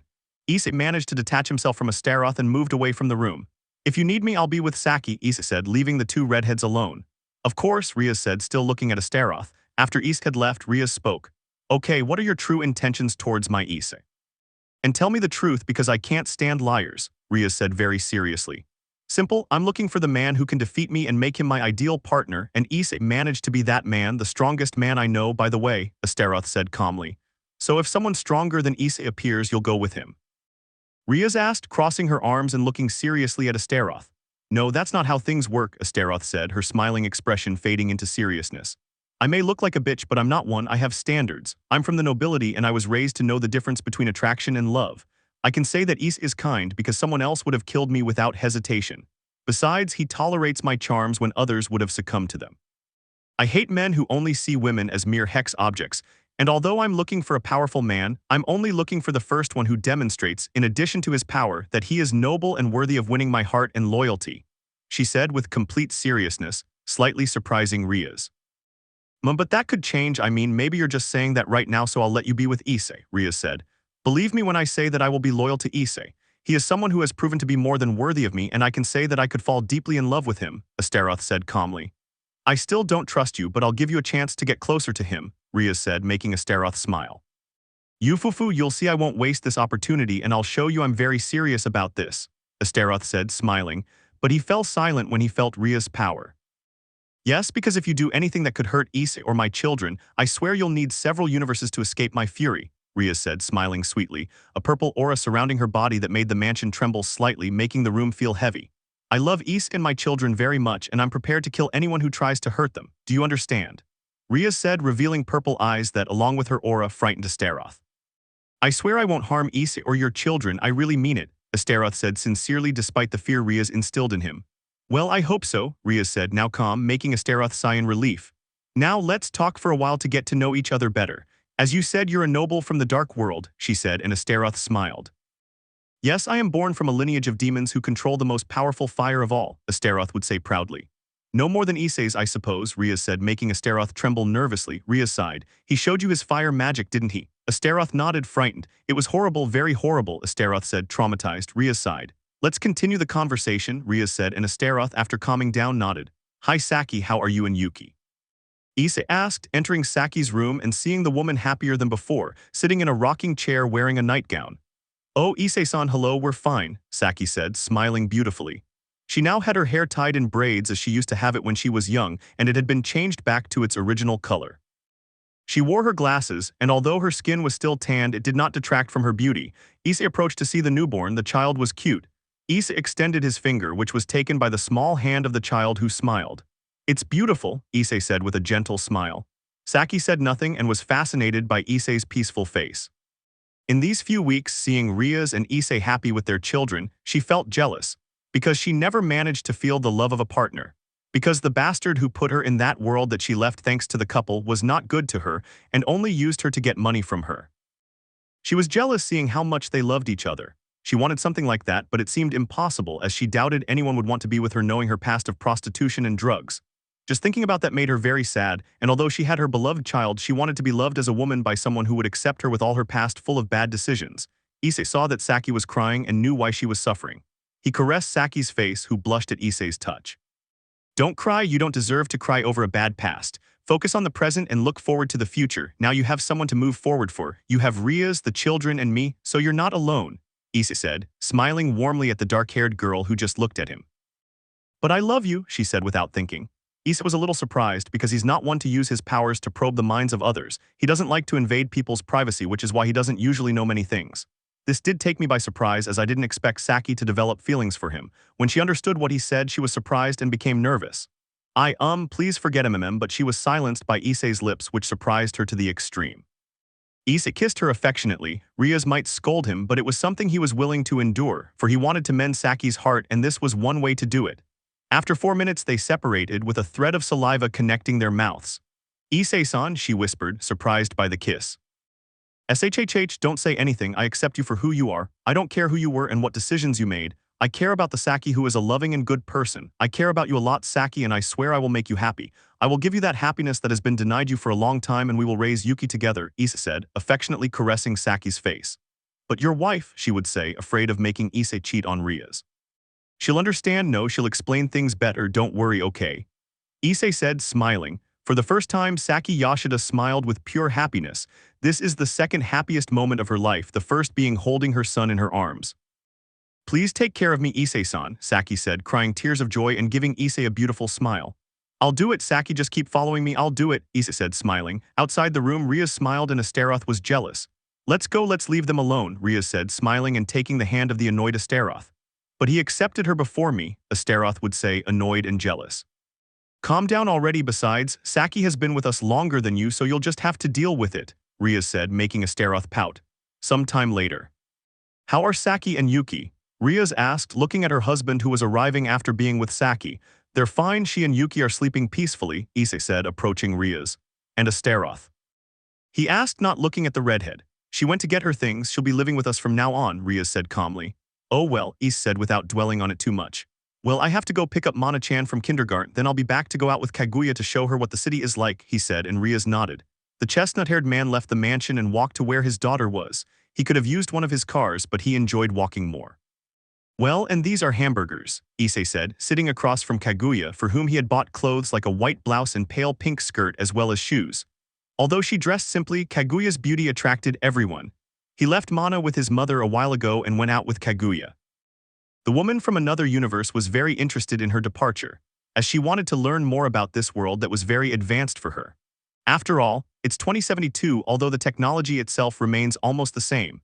But with changes such as now there are only electric cars, and the most used energy is renewable energy to avoid the future destruction of the planet after an incident that happened in 2027. They're delicious, Kaguya said, happily eating her hamburgers. Issei watched her eat in silence, remembering something that made him feel sad. Haven't you eaten a hamburger before? A younger Issei asked, a cute blonde with green eyes. No, I'd only ever seen them on TV. This is my first time eating one, I'm so touched, it's delicious. Asia Argento said happily on her first date with Issei, eating the hamburger he had bought for her with a lovely smile. And what do you usually eat? He asked, confused, looking at the blonde. Mainly bread and soup, also vegetables and pasta, he would say calmly, surprising Issei. A distant memory of the first of many outings he had with that girl he swore to protect and cherish as the most precious thing. Unconsciously, I let some of my power fluctuate as I clenched my fists tightly under the table. Issei, calm down, you'll cause a commotion, Kaguya said, nervous about the power Issei was unleashing. Huh, he reacted, calming down and seeing that several people had fainted and others had suffered mild discomfort. I am sorry, he apologized, paying for the food and leaving Kaguya, who had left her hamburger unfinished, and followed him out. Issei, wait, Kaguya shouted, running after him. Issei ignored her, feeling bad for briefly losing control of his power, remembering that beautiful moment he shared with Asia that afternoon made him feel sad. He eventually arrived at an empty park and sat down with his head down. Issei, are you okay? Kaguya asked, finally catching up to Issei. What's wrong? She asked, sitting down next to him. Nothing, it's just that I had a bad memory, Issei said, forcing a smile. Kaguya just watched him, she knew he didn't want to talk about it and she understood. Sorry about that, okay, let's continue our journey, Issei said, standing up. No, let's leave that for another time, let's sit down for a while and enjoy the time, said Kaguya, taking Issei's hand and sitting him down again. Okay, she said and sat down next to him. The two remained silent, gazing at the scenery. It was beautiful, people were going from one side to the other, couples were enjoying the afternoon and children were playing while being watched by their parents. You know, Kaguya said, making Issei look at her. I'm starting to enjoy all of this, the peace, she said, smiling slightly. Yes, peace is a good thing, but it depends on one's point of view because what you see you perceive as peace just like I do, Issei would say, knowing that peace as such does not exist while there are different ideals or thoughts that clash and create problems. But that doesn't matter to him because as long as nobody bothers him or his family, everything is fine. You're right, Kaguya would say, remembering how she lived her life under the command of others stronger than her. Well, since we're here, let's walk around for a while and maybe get some ice cream, Issei said, standing up and shaking Kaguya's hand. She smiled and took Issei's hand, feeling a strange warmth cover her heart. So the two of them started walking while Issei explained to him what some of the games in the park were for. It was a lovely afternoon where Kaguya felt happy next to the chestnut-haired man, and so ends another day for Issei. End 14. Chapter 15. 4 days later, the young X shouted as he swung his sword fighting against Issei. X's sword was Galatine III, the sword that Rias kept for her son, and here it was, wielding the reddish sword that gave off a reddish aura, being the power of destruction channeled. Clank, clank, clank, clank. The clash of swords was intense, as the young X, being a 12-year-old boy, maintained great control over his power. Hehe, come on son, you have to be faster, Issei would say, using a wooden sword reinforced with the power of the void. X shouted, increasing his speed and appearing next to Issei. Good speed, Issei said, disappearing and reappearing behind his son, who remained still. But you need more to catch me, he said, smiling. Damn it, X complained, giving up the fight. Ever since X turned 4, Issei has been training him, as the little boy himself said he wanted to be as strong and cool as his father. Issei felt happy and accepted immediately. After 8 years, X has proven to be more than capable of demonstrating power superior to that of a normal high-class demon, because like his son, he possesses enhanced genes that break the limit of his power as a demon. Come on, you're stronger than any demon I know. You could even match Akita Saoji, who was Surzet's fastest knight, Issei said, patting his son's head. You're strong, and not just because you're my son, you're strong because you showed me you had the determination to want to be, and I know you'll do great things, he said proudly. Do you think so? X asked, looking at his father. Yes, as long as you don't abandon that determination, Issei said, and X smiled. So shall we continue? He asked, smiling. X smiled as his eyes showed the great determination he possessed. Yes, let's go. And so father and son resumed their training. A little hero was being forged, hours later. Well, I'm going out again. I don't know how long it will take, but I'll be back before that trip to Kyoto, Issei said, looking at his wife, children, Kaguya, who wanted to see him off, and a smiling Saki with little Yudo. Besides, I have to go out with you, he said, smiling at Saki, who blushed. Kaguya looked at him without saying anything, although Issei knew. And with you too, he said calmly, and she nodded. Okay, family, see you later, Issei said goodbye. Bye-bye, Atu-chan, said Mana in her mother's arms. See you later, Atu-san, X said, smiling. See you later, love, Rias said, smiling. Be careful, Issei, Saki said. Kaguya simply waved goodbye, thus Issei teleported to his dimension. All right, now I'm going to try something, said Issei, transforming into his Utsutsuki form. In this way, and according to Kaguya's explanations, there are abilities that serve to travel between dimensions through spacetime methods, thus giving her an idea. If I used the Rincharingen along with the power of the void and tried to create a universal portal, what would happen? All right, it's time, Issei said, extending his pale hand forward. Channeling chakra in his eye along with the power of emptiness and applying the theory of creating universal journeys. Great, he said, smiling as a completely black portal opened in front of him. Now we just have to see if it works. And so he entered the portal, which closed behind him. In the middle of a path in a forest, a black portal opened and out came Issei in his Utsutsuki form, also bringing with him a mass similar to that of a human, which was perfect. Well, now I can go for Salem, Issei said, smiling, then sighing. Although now I need to figure out how to get back to that universe, he said, knowing he had to find his way back to Salem. He put that aside and looked around, but something more interesting caught his attention. This energy is strange, he said, sensing a strange flow of energy coming from the atmosphere which entered his body and accumulated at one point. Wait, this is ether nano, he said, recognizing the energy. I'm in the universe of that bubblegum-haired guy, he said seriously, remembering a certain fire dragon slayer who beat him up along with the others. She sighed. She might or might not be in that same universe. She just needed to calm down and not let herself be carried away by resentment. First, I'm going to explore this place, where I am and what era it is, he said to himself, returning to his original form. He walked along the road, hoping to find a village, but things don't always go as planned. After walking about 50 meters, Issei came across something that would be surprising to others. A dragon, he said, looking at the creature in front of him. A dragon of scarlet red with white, was about 15-20 meters tall and was looking at Issei. That's interesting, but the truth is you're not a dragon. You overdid it with the dragon slayer magic, didn't you? Issei asked, surprising the dragon. How do you know that? Asked the dragon, who speaks like a woman. That's simple. I had the misfortune of meeting a guy with that magic and I didn't have a good experience with him, he said, remembering a certain bubblegum-haired guy who, along with his friends, is a big troublemaker. But I do know the effects of that magic, and it's that you turn into a dragon. Although for that guy the effect was eliminated because the dragon who taught him entered him to prevent it from happening, he said, surprising the dragoness. Is that true? She asked in shock. Yes, unfortunately that's how it is, but if that happened to you I have two theories. Either your dragon didn't know that or you're the first dragon slayer of Earthland, Issei said as she looked at him, and I think it's the second one, he said as she frowned. How do you know about me? Irene Belsirian asked seriously. Well, you wouldn't believe me if I told you, Issei said, remembering the Hexi Irene Belsirian they brought that time, someone who, along with her allies, ended up getting beaten up, although she ended up worse, becoming part of Natsu's harem against her own will. Besides, I can help you become human again or at least have the appearance of one, he said, causing Irene to open her eyes in surprise. Are you serious? She asked hopefully because becoming human again was what she wanted. As I said, something like that because getting you out of that state is complicated, and for that it's better to turn you into a full dragon so you can take a human form from there, Issei said, which shocked Irene. Become a dragon? She asked. Yes, because if I made you appear human even while you were in that form, believe me, it wouldn't be pretty, Issei said, remembering when they told Irene's story in that place. What do you mean? Irene asked. Well, first you'll have your human form back, but you won't be human, you'll only be human in form. Then you won't be able to taste food, you won't be able to sleep, and you'll also feel constant pain, and honestly that won't be pretty at all, Issei said, frowning. Issei felt sorry for that woman because possibly even on the day they took her to that place, she was suffering from those complications that must have driven her crazy in a certain sense. Irene was in shock. While she wanted to be human again, she also wanted to feel what a human felt, like eating, sleeping, and so on. And what Issei told her sounded like complete torture.